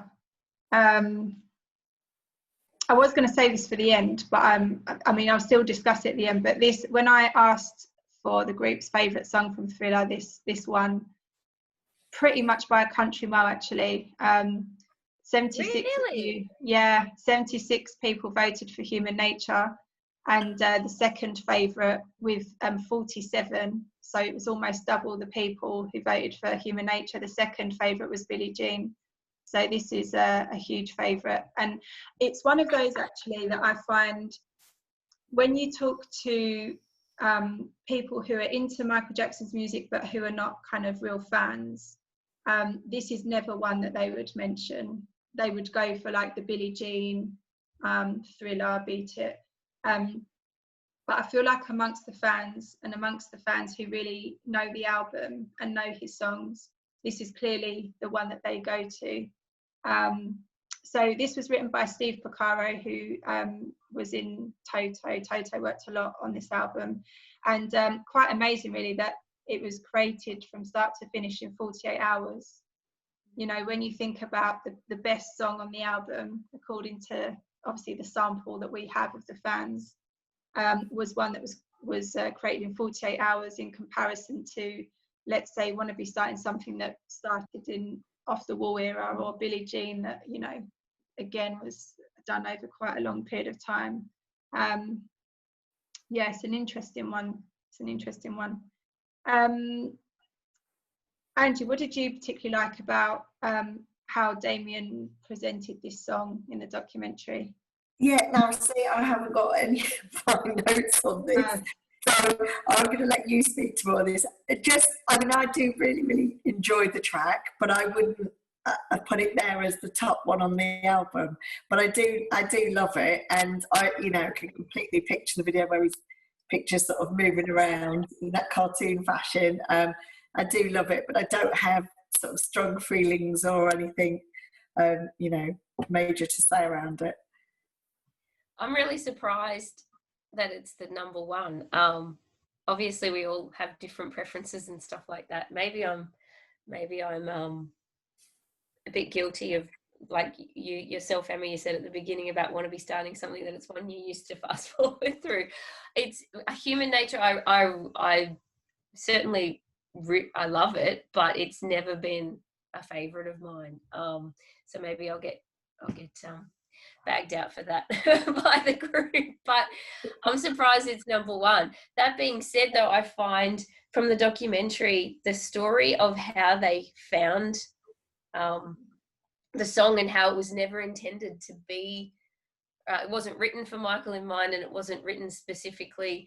It was quite serendipitous that they even stumbled across it. The fact that it was just on the other side of a tape that was given to Quincy Jones to listen to two songs on the other side. And I mean, what are the chances that you just let that tape continue to play and you actually hear it? And again, it shows Quincy Jones's genius and his ear being able to hear it and go, yeah, that's it. That's the one we want.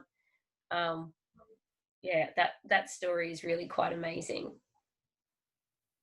I really felt that when I listened to that story as well. It was a song that was absolutely destined to be on that album, and yeah, fate certainly kind of showed its hand. I really loved the quote from Chris Lacey on the MJ Cast episode, and actually this might kind of be a little bit of a lecture to both of you. So it says, Michael, who is already blessed with an impressive vocal range, goes from whispering secret thoughts in your ear throughout the verses, and then all of a sudden he starts belting out that wordless falsetto cry at the end. And if those moments don't make you miss it, then I don't think you're listening to the song loud enough. So you need to listen to it full whack. That's what you need to do. I'm quite loud earlier because I had a delivery, and he said, "Oh, I bet you're dancing away," because he had to really bang on the door because I had the album very loud. Well, that's the one to have on, apparently. Yeah.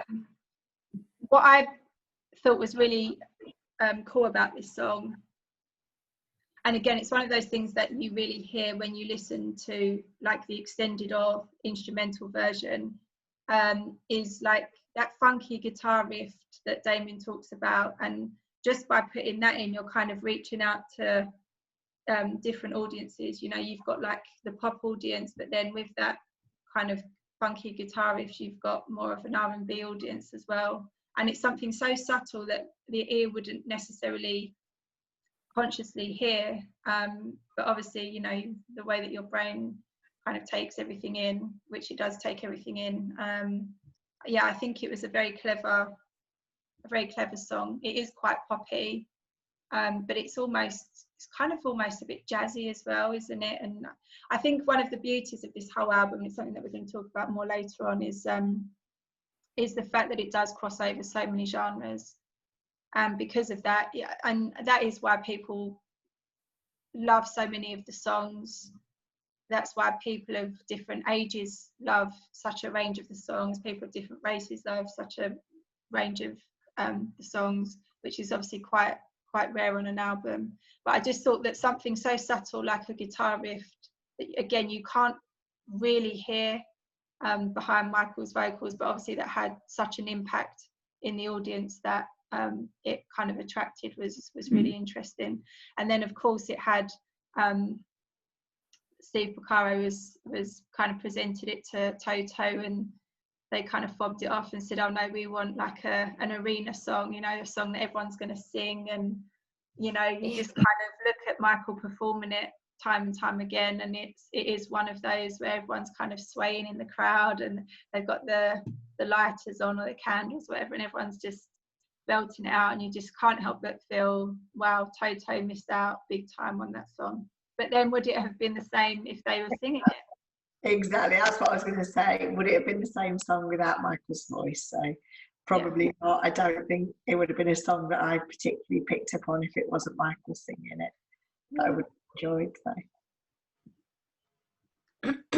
Okay, oh, sorry, Nicole. Sorry, I was just going to say there's that sort of sensual quality to his performance of that song. You hear it in his vocals when you just listen to it, but then when you see him performing it live, well, I never saw him singing it live. I only went to a History concert, and it wasn't in the History concert, but watching footage of the other concerts, certainly his performance of that is, and the way he danced and the way he moved his finger, that was extremely sensual. We'll just leave it at that.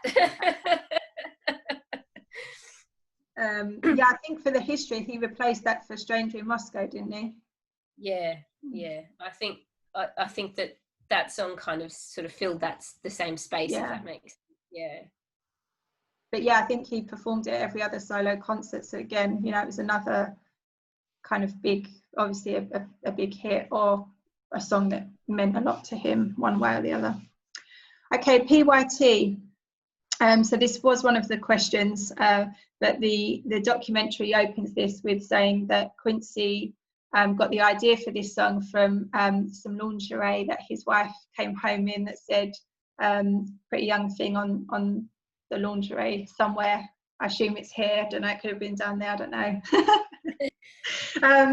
But that's quite, you know, already that's quite a cool, not even cool, I mean, it's just, who would look at that and think song, you know, song title, let's create music out of that. I mean, all of the people involved in the album were just so kind of, well, I mean, they were so talented, but they were obviously just so blinkered in a good way, and just saw music all the time. Everything that they saw, everything that they did, everything that they thought of, just kind of naturally went into music. So I thought that was quite telling in itself, really.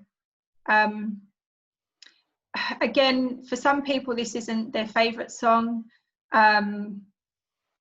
I mean, it's been described as a very fun song, a song that you kind of can't help but move to, which I would agree with. It's definitely a party song. But again, some people feel it's a little bit cheesy. It's not as kind of deep and meaningful as maybe some of the other songs. But I kind of feel like, well, does every song have to be deep and meaningful? I mean, it's like Baby Be Mine. That's not meaningful. It's just a great song. It's a song that you can put on when you're, you know, doing your chores, and you can dance around to. And you know, there were some great stories with this song as well about, you know, Michael dancing. And again, I just think it's another example of, if he's dancing to that song, if that song makes him want to dance, then it's going to make everyone else want to dance. You know, we know it's been covered. I think it is a popular song, but again, when you compare it to other songs on the album, it's. But I think you've also got to look at it in the era that it came out. When you say about, you know, some people said it's cheesy, but there was lots of sort of cheesy songs in the 80s. That's what lots of it was about. So it was perfect in its era as well. You know, I love the song. I always have done, but yeah, it's got that sort of elements of sort of cheesy poppy innocence to it, which as well is Michael and is the 80s. So I think it's quite nice that it belongs more in that sort of, you know, in that era.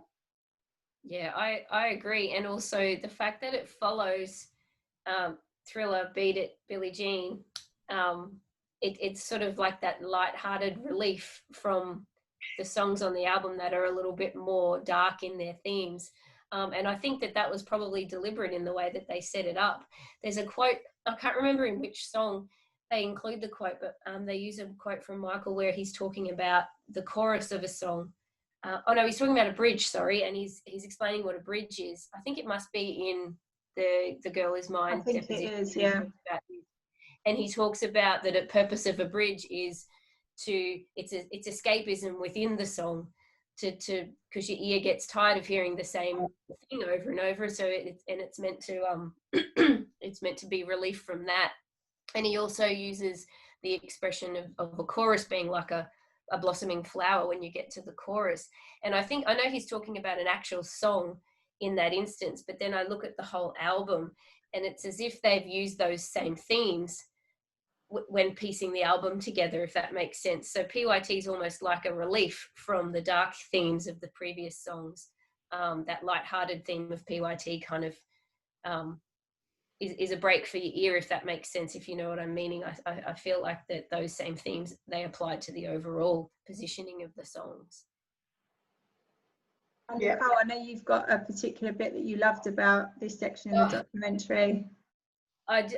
It's my favourite part. I absolutely love James Ingram talking about, him talking about the song in general, because obviously he wrote the song, and I love hearing that the words were something different in the beginning. My son's taken to starting to sing the song the other way now.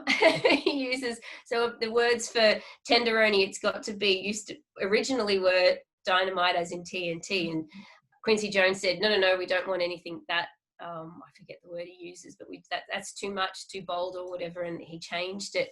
But this is a song that my son and I sing a lot together. I really love the song, and as soon as I hear it, it gets stuck in my head for so long. I just keep singing it over and over again. And my son now knows every word as well. So we sing it together. He does some beatboxing in the background. It's very cute. But he keeps singing it that other way. But no, my absolute favorite part is when he's talking about Michael in the studio and how he's never seen anybody dancing in the studio, that everybody else has to sort of save all their energy and focus on their voice. But Michael just doesn't have to, and he's in there dancing as if he's on stage, doing full spins and everything, and then comes in and I says to him, am I singing it right? I love it. It shows his absolute genius as a vocalist, that he can be dancing like that and still pulling off so many amazing vocals, but at the same time his showmanship and that natural performer, he just can't help himself but move and dance when the music tells him to. So that's my favorite part.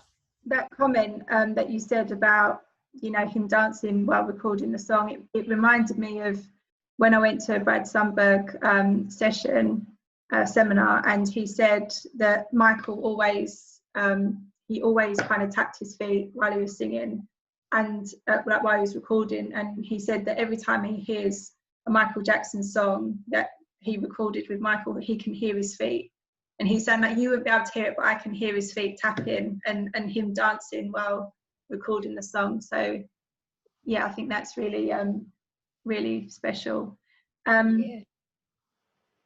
And again, instrumental sections were cut during the remastering of the album, so it's be interesting to hear what those extras would have been.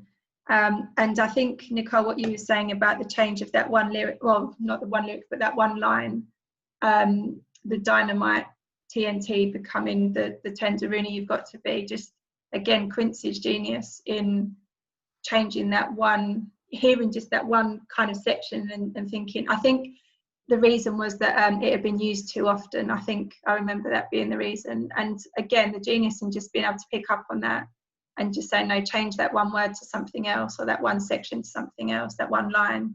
and you know, hearing James Ingram present something else and saying, oh yeah, that's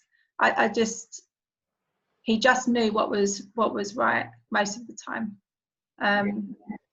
So yeah, that was really cool. And obviously Greg Fillinganes wrote a demo, and Michael spoke about really liking the competition, because Quincy sent them all away and said, right, all create your own demo and come back and we'll see which one's best. And again, it's an indicator of Michael's perfectionist attitude. He really loved that competitive element, and really feels that having that competition against someone else brings out the best in you and makes you work twice as hard and all that kind of stuff. So again, I think that linked to Walt Disney. Yeah, exactly. I think it's just such a great insight into his character. Yeah, it was just nice to hear all that together, even to hear there's a few bits I've never heard, that the story from James Ingram before, but I have heard Michael and Greg Fillingane's version of P.Y.T before, but to hear that, and then to hear James Ingram talking, and then to hear the final product, having it all together with all the quotes that are used, it's so well done in understanding the song and how it came to fruition. Damien's done an excellent job of putting that all together and giving you that understanding of the song. Definitely. Nicole, did you know there's a video version of that interview? Sherry made me aware of that just today. Yeah, I just watched it. I'm not sure. I'm going to have to listen again. I'm not sure if that video, I know he's telling the same story. I'm not sure if the video is the exact word for word of what the quote is in the documentary. Okay. I think he may have told the story a few times, because he says a couple of things slightly differently. I might have listened to it too many times because I could pick up on that. But yeah, he must have told the story a couple of times, because I think it might be slightly different. I could be wrong though. I'd have to double check. I know Sherry said that in the obviously video version of the interview, James is up and dancing, like doing kind of in person. Yeah, so I'll post the link to that below. That's quite fun to watch. Yeah, it is. Okay, last one, Lady in My Life. Where to start with this one, really? Okay, I'll tell you what I'll do. I'll start with this quote, which again I loved. This was from Q, from the MJ cast. And he said, this is audio lovemaking. The last half takes you all the way, and then it leaves you falling back, catching your breath, sweat on your brow, wanting to experience it all over again. And from the conversations that I've had with a few people from the group over the last couple of weeks on this song, that is pretty much how everyone describes it. It is just such a sensual song. It's a very orgasmic song. And it is just one that it kind of finishes and you just feel like you want to play it all over again. And somebody, sorry, I can't remember who it was, but someone did say that it's such a perfect end to the album, because that feeling of kind of the climax, for want of a better word, of the album finishing, it makes you want to go back to the start of the album and kind of listen to it all over again. So obviously another kind of genius move there, but I mean, what a song, and what an underappreciated song as well. So many people don't, I mean, if you don't own the album, you're not going to know this song because it wasn't released, but everyone who does know the song just absolutely loves it. Angie, what do you think about this one? Yeah, I mean, it's one of my favourites. I absolutely love this song. It's just beautiful. Ballad, his voice on it, and I do play it again and again. I will put this song on repeat because it is too short for me. I need to keep listening to it. So it is absolutely brilliant for that. And I think again, when you said about Quincy and things, that his genius was, you know, that we need a ballad, and then along came this, and it was just perfect.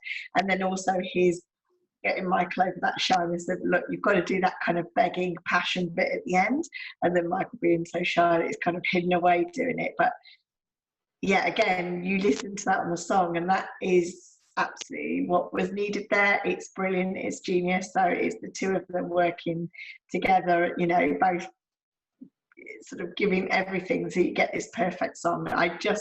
It's a brilliant song, and it really, you know, it should have been its own single. And there's elements of it where I think of One Day in My Life, because I used to play that a lot. And fully enough, before I became a fan, my mum and dad, they already owned that as a single. And I think Lady in My Life, you know, and She's Out of My Life, those two I just think are just very romantic songs. I do love them. It really holds a special place for me. It's one of my favourites. And Nicole, for you?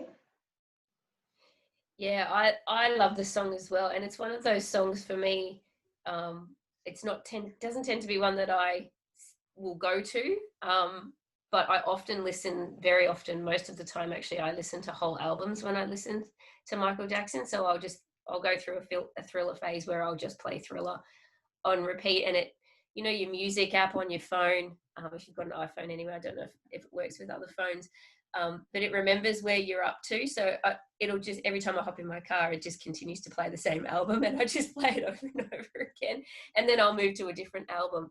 But every time I hear The Lady in My Life, it blows me away every time, because it's like I forget how good it is, and then when I hear it, it's certainly the fact that they had to cut the second verse. It's quite unusual, isn't it, for a song to be a verse, a chorus, a bridge, a chorus, and then all the half of the song is ad-lib. And when you know the song and you know what that ad-lib sounds like, you can completely understand why they cut it that way. But for a song not to have a second verse is quite unusual. I do like hearing the extended version, but it's like we were saying earlier, it sounds odd when I hear that second verse, because I don't know it very well, and I'm so used to hearing it the way it was on the album, because that's the way I listen to it most of the time. But I think the best part of this section of the documentary is certainly listening to Quincy Jones talking about Michael's, how he naturally has that sensual quality, but he had to kind of give him that little bit of an extra urge to go back into the studio and really kind of push him to his limits. And it was nice to hear the quote from Michael as well, that he likes working with Quincy, that will continue to push him and push him and push him until he gets exactly what he wants. Hearing that all together it was cool. I think that ad-lib at the end, like you say, for them to keep that and actually get rid of the verse kind of says it all. I mean, that song, kind of like what we were saying about the bridge in The Girl Was Mine, this song wouldn't be what it is without that ad-lib at the end. And the fact that he just went and did that in one take, considering he was so shy and embarrassed about doing it, but I think he did it in one take.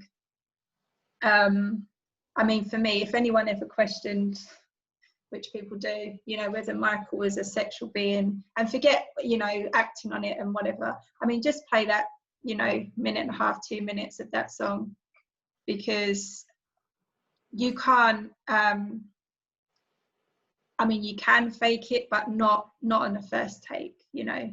I mean, Quincy said he nailed it on the first go, and that comes from within. And that's part of why Michael's such an amazing artist, because everything does come from within. He takes, you know, everything from what he kind of knows and how he feels, and it's just, yeah, it makes us all melt for sure. Right. This was one that, again, I threw out on a poll, because it became really clear in discussions with members of the group that this was definitely a firm favourite in terms of ballads on the album. And when we were comparing it to The Girl Is Mine, which I know, I mean, you know, just because something's a ballad doesn't mean that you can compare it, but basically my question to the group was, do we feel that The Lady in My Life should have maybe been released in place of The Girl Is Mine? And I mean, you know, when we asked what the better song was, you know, 87 people chose Lady in My Life in comparison to 10 for The Girl Is Mine. So it's definitely a huge preference. However, the sort of comments that came out of that discussion were what we said earlier, which is despite it being arguably a better song, it was much more important for the success of Thriller and for breaking those barriers that The Girl Is Mine would be the one that was released. So people kind of generally thought, okay, Lady in My Life is the better song, but we agree that The Girl Is Mine was the right decision to be released. So that was interesting. Connie and Tammy both said they listened to that song every single day. I think Connie said numerous times a day.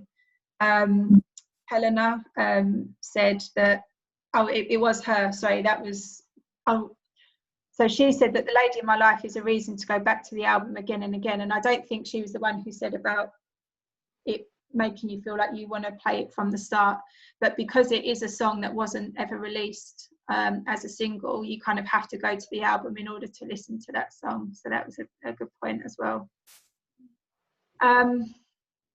Okay, so overview of Thriller. We're going to do kind of two overviews. The first one is going to be on the album itself, and then towards the end of the discussion, we'll give our overall views of the documentary. So, favourite song from Thriller. I asked this question. I put this question out there about 2-3 weeks ago, and I still haven't made my mind up. So I've made everyone else choose, and I still don't know if I can. I've already said that the results of the poll, Human Nature was at the top with 76. Second was Billie Jean, 47. And then the third was The Lady in My Life with 44. So that's how popular that is. Third, beats Beat It, Wanna Be Starting Something, which I think was fourth. And at the bottom with only 7 votes was The Girl Is Mine. So Angie, did you manage to choose one or a couple maybe? I find this ridiculous. I mean, I could tell you if it was Dangerous album, because Give In To Me is my favourite song of all time, but I struggle, and I love Smooth Criminal, but I struggle with this, and I think it's one of those, it depends what mood I'm in. Yeah. Which I'm suddenly like, oh yeah, I want to listen to that.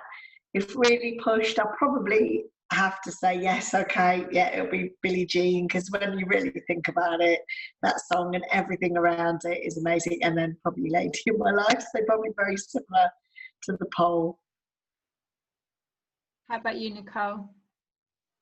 Yeah, well, for me, Billie Jean is my all-time favourite, one of my all-time favourites. So I can't go past that. That's not to say the others aren't go-to songs. Like some of the other, sometimes, like you said, Angie, sometimes you get in a mood and you I don't know, when you need a bit of revving up or feel like you need a bit of uplifting, I'll go to Wanna Be Starting Something. And there's plenty of other songs on the album that are, and like I said, P.Y.T. I probably sing a lot more than Billie Jean. My son and I get around the house literally singing that so much, it's crazy. So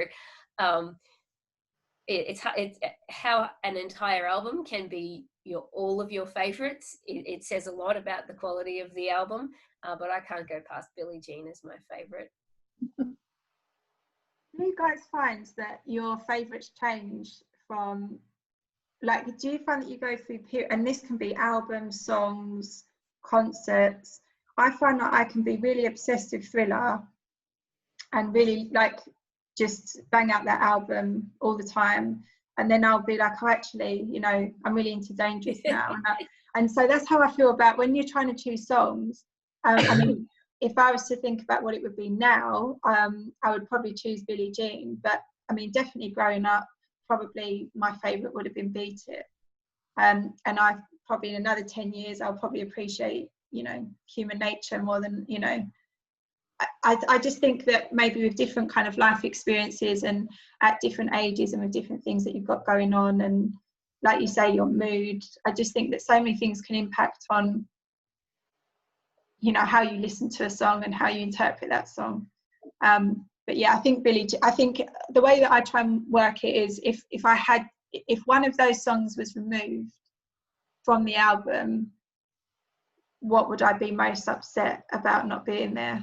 And I think for me it would probably have to be Billie Jean. But I mean, it's like what I was saying, I just don't think that you can have the album without Billie Jean. I just don't think it would be the same. You can't have Thriller without Thriller. That's true. But I have a much better appreciation for that song now, and I do think it's a great song. But again, it's a song that I've never really had an affiliation to. I like, if that wasn't on the album, I don't think I would feel that the album was, I know it's ironic because it's like the title of the album, but I just don't think I would feel that something huge was missing in the same way that Billie Jean, you know, would be. If that makes sense. I think with what you're saying there, with Thriller, you would lose it more if you lost it along with the short film, because the short film was just such a moment in history. You know, it was something never seen before. You know, he was the first person to create a music video that was a short film, and it had a whole story from beginning to end. And yes, you know, we sort of touched upon Ghost, and I absolutely love that. But you've got to remember, Thriller was in the 80s, and you know, all the makeup and everything that he used and how that was created. I mean, that was really amazing for its era as well. You know, and so much in it. So yes, I know what you're saying with regards to the album and the song, but then you would lose that short film and the whole dance move. And they're just him on. Everybody around the world knows Thriller as well as Billie Jean, and the dance moves and the short films. So no, you're absolutely right, and I just think it's just from a personal point of view, really. I mean, of course, again, Michael wouldn't be who he was without Thriller, the song, the video. But I just think from a personal perspective, in terms of if I was to rank all of my songs, like I know that Andy Healy does in his books, I just think that for me, Thriller would not be in my kind of top 10 or 20 songs. Except on Halloween. Except on Halloween, yeah, you can't have Halloween without Thriller. That's right. Are there any songs that you would have replaced on the Thriller album? I mean, the ones that were discarded were Nightline, She's Trouble, Got the Hots, and Hot Street. I mean, which one of those did we really like? Not necessarily would we have replaced them. I think probably for all of us, the answer would be no. That's an assumption. But I mean, are there any of those that we particularly like, that we feel that we wish could have made it on the album, maybe? I really like Hot Street. Yeah. I think listening to all of them, and to go off slightly on a tangent, I think the album is really quite timeless in a lot of ways. I mean, I don't know if that's my ear that listens to Michael Jackson too often, but when you listen to the songs on the album, they still that, I guess because they work so hard on the sonic quality, but also just the feel of the songs, they don't sound like old songs. Whereas when I listen to some of the songs that were replaced, I feel like they do show their age a bit more. Less so with Hot Street. I think that one may have, and likely if it was to go on an album, it would have been tinkered with a bit more than what it was in the raw form that we heard it. Well, not too raw, but you know what I mean. But that would be the only one that I would single out as one that I really liked, that I think would have fitted on a Michael Jackson album, if that's the right way to say it. The others seem to me to show their age a bit more. They have less of that timeless quality, which is maybe why Quincy chose the ones that he did. I know Michael was a huge fan of Hot Street as well. He really wanted to keep that in. It is a great song. How about you, Angie? Yeah, I think Hot Street, but also you've got Behind the Mask, which we know obviously we've had later, but I think that's really good. But I just can't imagine the album any other way than what it is. And I agree completely with what Nicole's saying. I think Hot Street and Behind the Mask, they still sound, with this era, they don't sound old songs. Something like Carousel and things like that, they do sound sort of, older tracks. So yeah, I mean, maybe it was because you're not hearing the full worked version. If you did, it might hold its age more. But yeah, I think if anything, it'd be Hot Street and Behind the Mask. But I can't imagine changing the album in any way, because it is his work and it is how it is, and I think it should stay that way. I think it's great to have those tracks, and I know you said picked up earlier, where you said, you know, whether we should really be hearing those. I do agree with hearing things the way Michael wanted, but I also obviously I crave to hear more of him. You know, I think as long as it's made very clear that it's unfinished work, so that anybody that's out there to critique it, well, it's not finished work. But I think for fans, I mean, I crave. I just want to hear more and more and more. So yeah, always want to hear those. And it was nice hearing those and how they fit into it all, and the ones that got picked out. And again, I do think it shows the genius of Quincy and of Michael, of the ones that they did choose over the ones they discarded. They got it right. They got it absolutely right. Yeah, they did. They really did. I wouldn't replace any. Out of those 4, obviously there were many more that was written and discarded. But out of those 4 that we know about, Hot Street's definitely my favourite, and that is one that I do listen to from time to time.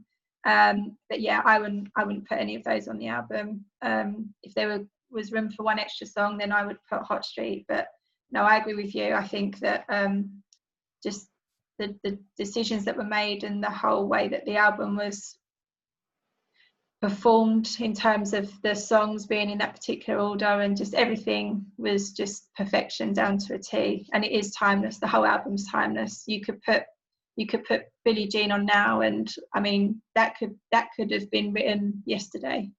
Yeah, you know, that doesn't scream 80s, you know, like Bananarama or something. You know, that could have been written yesterday. Gotta love Bananarama. I liked them too when I was little.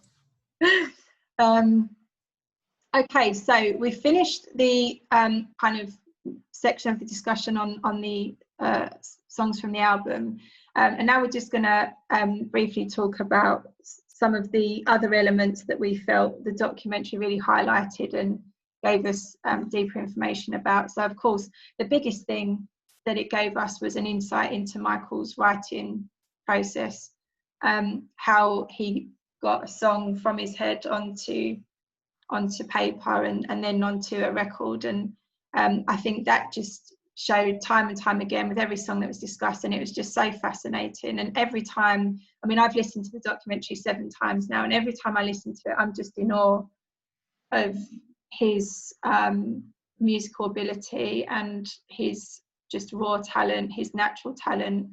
I just think it's absolutely amazing. And his kind of vision for things, you know, things that we wouldn't even be able to plan for or visualize. I mean, he not only kind of visualized the starting point, he could visualize the whole thing before even starting to create it. And, you know, that's just really unbelievable. And then obviously he had this belief in the law of attraction, which I know Angie's going to speak a bit more about, but I mean that pretty much was the kind of magic element to his success, really. Yeah, absolutely. I think that is what comes across, and I think again, this is sort of where my understanding of things has changed over my lifetime. So when I was younger, I wouldn't have really been thinking about those elements to it, or if I'd listened to this when I, you know, as a teenager. But, you know, when you understand those concepts yourself more, and you understand Michael more and his interest in, you know, that kind of the secrets, the power of positivity, the belief putting things out in the universe. He had a real understanding, you know, later in life, the books that he read, which obviously part of the book club we're all interested in. What did he read? The books that, you know, he suggested, you hear like Frank Cassio say about that in his book, all those, and, you know, his association with people like Deepak, he really had that. And I think that comes across to me in this, that he truly was like, right, I want to create, you know, this biggest selling album of all time. You know, he was a bit annoyed obviously about the dismissal to some degree of Off the Wall. So, you know, he really wanted to break all barriers and not just in black music, but across all of the barriers. And he really put that out there, and he understood how this all works. You put it out there, yes, you still got to work for it, but you truly believe in it. And it does, I think it mentions at the beginning of the podcast that, you know, some people kind of laughed at him for that, but he absolutely did it, and he showed them, and he smashed it. And you know, and the other thing I think with this album, you can see it's almost made for that purpose. So where later albums, I think he's then putting more of his own experiences in, you know, whether it be sort of history or, and he's putting those messages of the world. So you heal the world, man in the mirror. This album doesn't have that. This album is about achieving that absolute success. It's commercial, and that's in no way a negative way, and it did exactly what he said, and it's still known today by everybody, and you know, it's still so huge, and it's still so loved by everyone. So he absolutely achieved that, and his beliefs were right, and he put it out in the universe, and he got what he put out there. Yeah, I had a question here while I was listening. You know, he speaks so much about, there's so many quotes of him, you know, like, let the music create itself, get out of the way of the music, you know, I'm just the source through which it comes, you know, it's a gift from God. There's so many of these quotes that he uses. And one of the things that I wrote down was, you know, is his ability and his talent divine intervention, which is what it sounds like when he's saying this. Like, he literally will wake up and like the whole of Liberian Girl will be in his brain ready to go, or like, is it just absolute raw talent? He was just unique in that sense, very different in that sense, that he's one of the few people that has such a raw talent with music, and that actually, that coupled with what you just said, Angie, about his belief in the law of attraction and all of these kind of spiritual things that he did to try and you know, receive this positive energy and to become the best, you know. I think he used to write like 100 million sales or albums or something like that on the Mirror, and kind of just that kind of attitude coupled with his raw talent, maybe that is, you know, all that was kind of needed really to make him as successful as he was. I think it's all of those elements, because I think it's that, I mean, obviously I could sit here and visualize the song, but I can't sing and I don't have talent. So it's all of those elements, and you know, and hard work, because you know, he'd been working since, you know, the age of 5, and the hard work he'd done into his craft and the learning. So you've got all of those elements, you know. It's not by sort of mistake that he's just like, oh, it lands on his doorstep. He's done so much work. He also has that belief in, you know, the law of attraction, the universe, and he is immensely talented. I mean, the range of his voice, you know, only when you're hearing the beatboxing, you know, I always try and make sure non-fans are aware of, you know, it wasn't just a singer, listen to this beatboxing, you know, that's talent. There's so many elements of talent to him. And also then, like I mentioned, even in Thriller, you see in that sort of, you know, there he has those drawing talents as well. The guy was just talented in so many ways. He's dancing, but yeah, hard work, belief, yeah, and all of that. I think sometimes those quotes from him where he talks about, you know, a gift from God and I'm just the source through which it comes, I think sometimes that dismisses, not that he was dismissing the hard work, but other people dismiss the hard work that goes into it because of those quotes perhaps. And I know that there is that, obviously, that quote from him during the bad, it was in the bad era. I can't remember what interview specifically it was, but you'll know the one that I'm talking about, where he does talk about, and I think the quote is actually in Damien's podcast, isn't it? When he says about, you know, people don't know the hard work that goes in to produce the outcome. And yeah, sometimes that hard work is dismissed because obviously, you know, he's been working since such a young age. I mean, his whole childhood was if he wasn't at school, he was rehearsing or performing. That was it. That was all he did, years and years of that. I mean, that's all the work behind the scenes that people don't always realize. And he's studying, you know, watching Fred Astaire and then, you know, even when he wasn't working, he was studying. He said, you study the masters and you study the greatest, and you look to improve on that.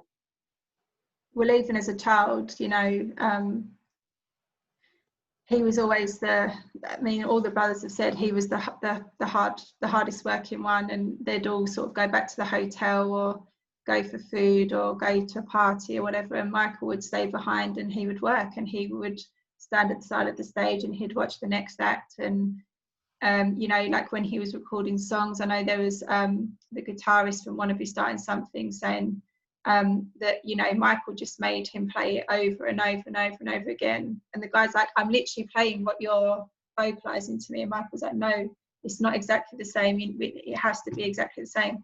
And for most artists, they would never put so much thought and so much effort into a song. It would sound good and it would be like, okay, that's it. Whereas with Michael, everything, the short films, the concerts, when you look at what he had planned for This Is It, and how kind of above and beyond he wanted to go for that, he always wanted to go above and beyond. And I think that with that kind of dedication, you know, like you say, coupled with the raw talent and the belief and everything, you know, I think, yeah, he was always destined to succeed, really. And also, I think how much he cared about his work. I mean, one of the interesting stories in the documentary was, you know, that the record label were pushing for the completion of the album, and so because of that, you know, the sonic quality that we've discussed, you know, when they kind of listened to the album back after the recording sessions and it was so terrible, I mean, Michael was just so distraught because he'd put literally blood, sweat and tears into this album. His heart and soul had gone into it. And again, most well, a lot of artists would probably be like, okay, well, let's just put it out, you know, it is what it is, it's done. Whereas he was like, this absolutely can't go out how it currently is. So yeah, I think there's just loads of different kind of anecdotes like that throughout the documentary that really shows his work ethic and his dedication to his craft. Those behind the record, so Bruce Redeen, Quincy, Toto, or Tempton, we have touched upon these. One of the really interesting things that I found out, thanks to Jeanette, was she started to read, I think it was in the studio with Michael Jackson by Bruce Redeen, and Quincy Jones had written the foreword. And apparently, again, something that was very serendipitous, Quincy and Bruce met in 1958 in Chicago. And so for them to meet for the first time, the year that Michael was born, in kind of like the nearest city to Gary, Indiana, it just all seems very, very destined. I really loved that. So thanks, Jeanette, for that. How do you guys feel about, I mean, let's start with Quincy. How do you feel about Quincy? Because obviously there's been lots of kind of negative press about him recently. Does anyone want to volunteer? I mean, it's hard. I don't obviously like to hear anything that's negative, and I think earlier when it's slightly touched upon, yeah, maybe there's a bit of sour grapes or anything, but I try not to focus too much on that. I just rather focus on what it was. And at that time, you know, he can have spoke more highly of Michael, and, you know, I don't know what's gone on later that where he's sort of changing that, but I try not to focus on it too much and keep with the positive stuff. It was a great relationship. You know, and I think obviously there's lessons from Quincy that Michael took on, where he's saying within this, you can hear he's saying, you know, the album needs to cover 5 or 6 different genres, which again we see Michael continues on.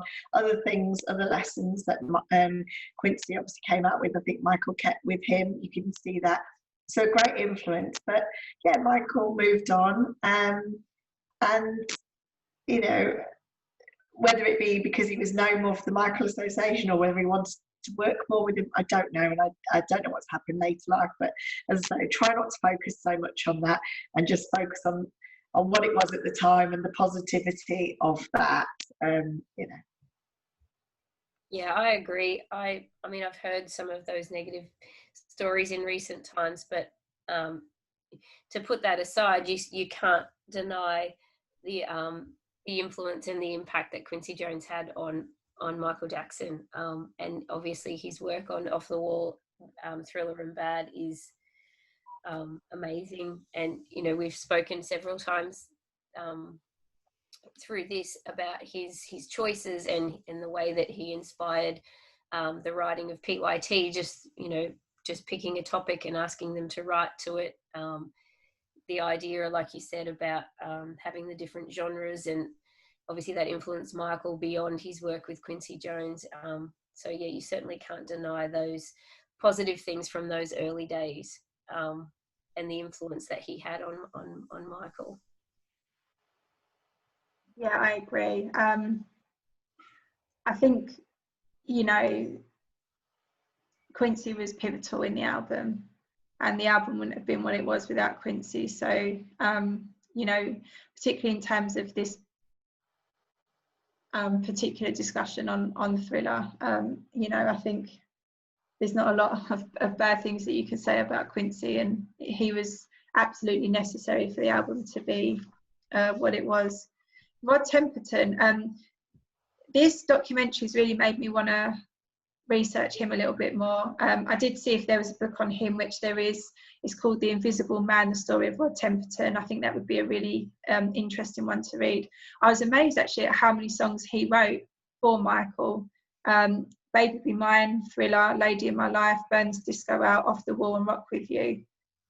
So, you know, he's a big deal in Michael's kind of discography. All amazing songs. You know, some of our favourites that we've discussed this evening. And, you know, that kind of anecdote about him, you know, drafting 200 titles for one song. I mean, it's just insane. Like, his ability and again, his craftsmanship was amazing. And I think that one of the things that Damien said in the documentary was that Rod's process,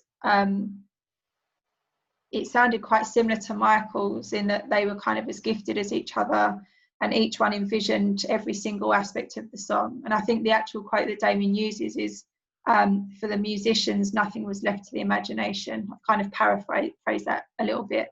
But yeah, what an amazing man. And again, if you look at some of the other songs that he wrote, I mean, there are some really big disco tracks on there. So yeah, I'd quite like to research him a little more. Did you guys know much about him before the documentary? No. I did, but I think it might be because I'm older than you two. Maybe that's why. So yeah, I did. I know. Funny enough, it's his name and Gamble and Hoff, because same surname as me. Those kind of names are always stuck in my mind as, you know, big writers for Michael. Obviously Gamble and Hoff being more Jackson 5, but I did. But I think it was interesting hearing more about his process. And whereas I know you're saying there's similarities, but I also found that there's quite a lot of differences, but they're both sort of genius. And they, you know, where he's starting with his title, and yes, you're right, it's the complete thing in the end. He's not leaving anything to the imagination for the musicians, but it just seems to go so differently to Michael's, and that's what I was amazed with. And I still am blown away how you go from Starlight and the basis of that song and those lyrics to then it being Thriller. But then what I found interesting was when Rod said that he then envisaged all the merchandise with Thriller on and things like that.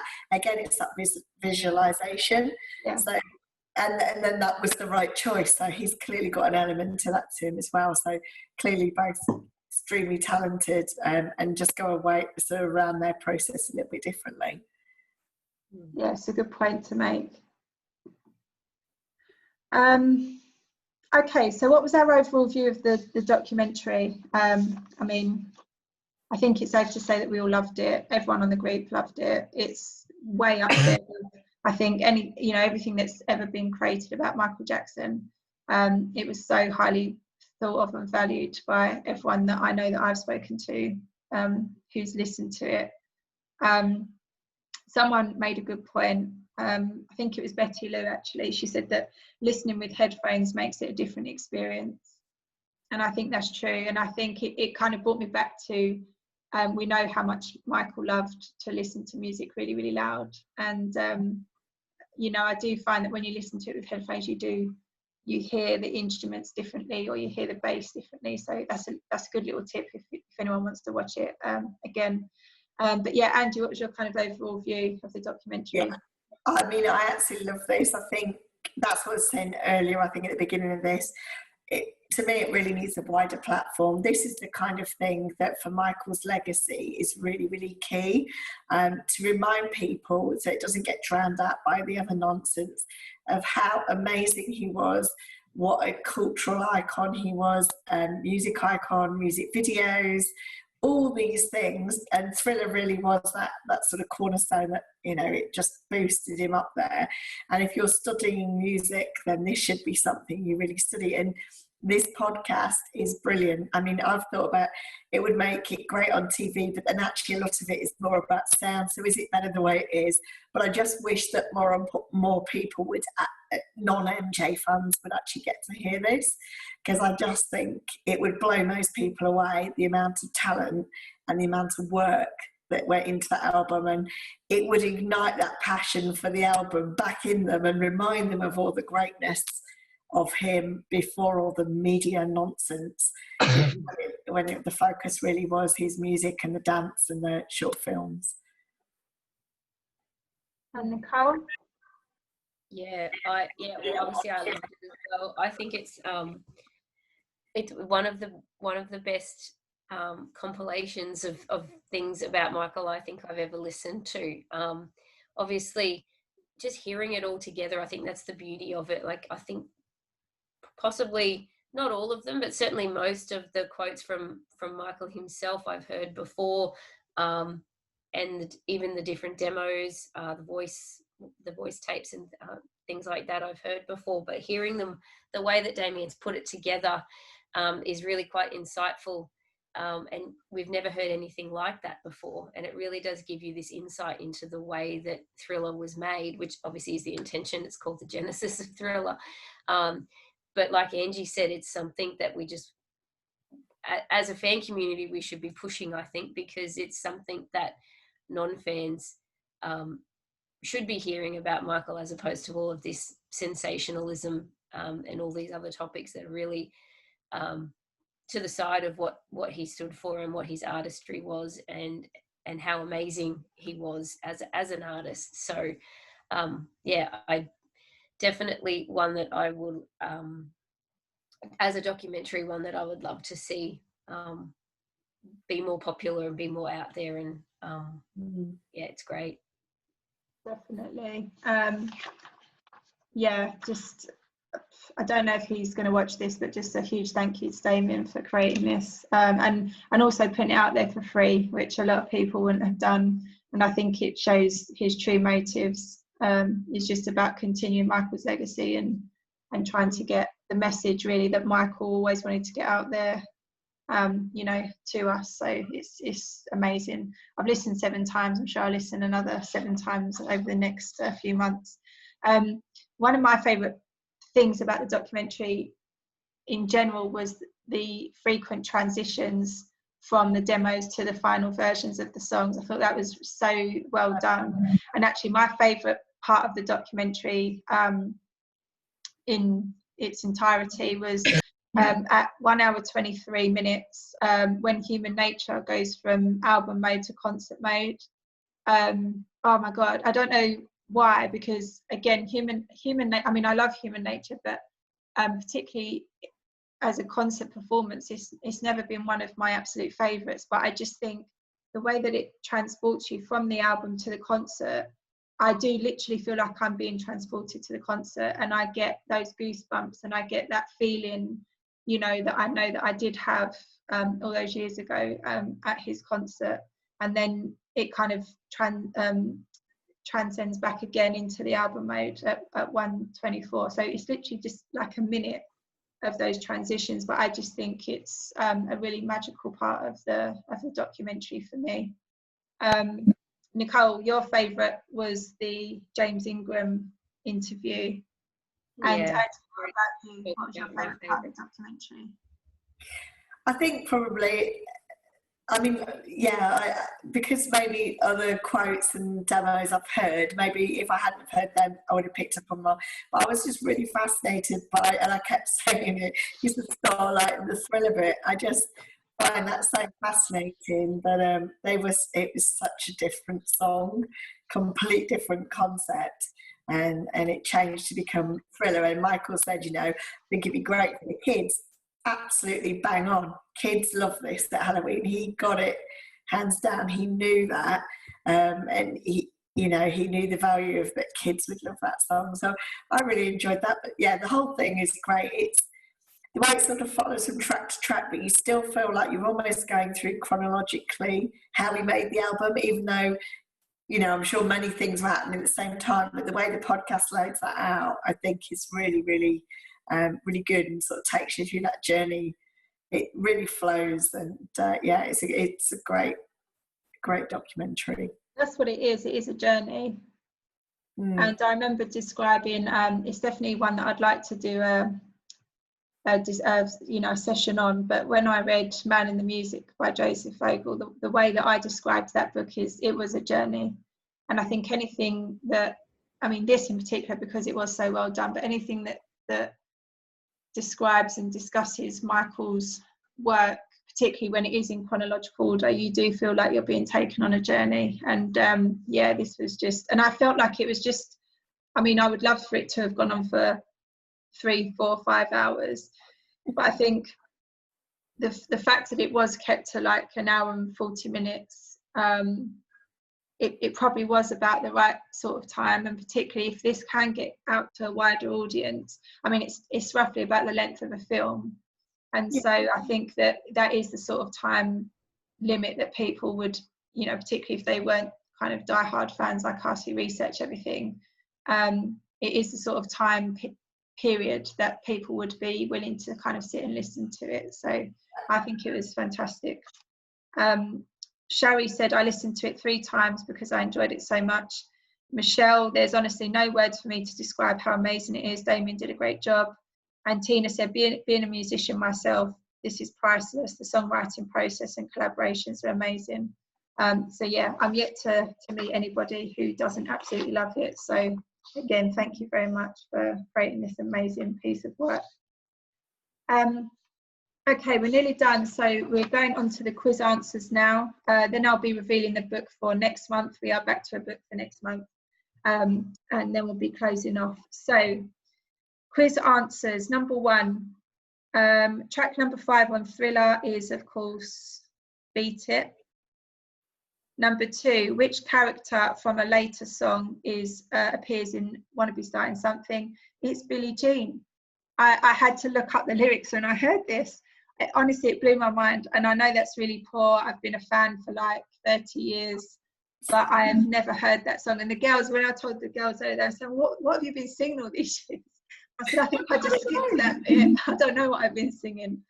But yeah, Billie Jean's in Wanna Be Starting Something. So actually, when you think as well that song was written in the Off the Wall era, I mean, that's how long that character had kind of been thought of. So that's really interesting. The first single released from Thriller was, of course, The Girl Is Mine. Who wrote Thriller? Rod Temperton. What was Thriller originally called? I don't think Angie's mentioned this enough tonight. It was, of course, Starlight.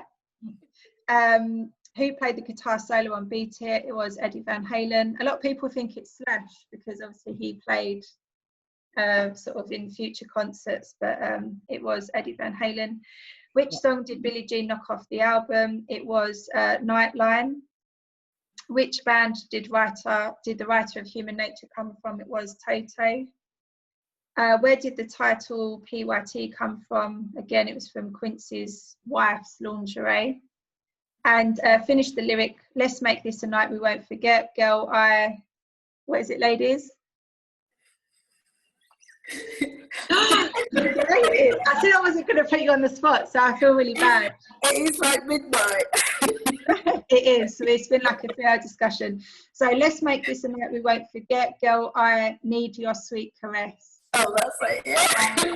Lady in my life.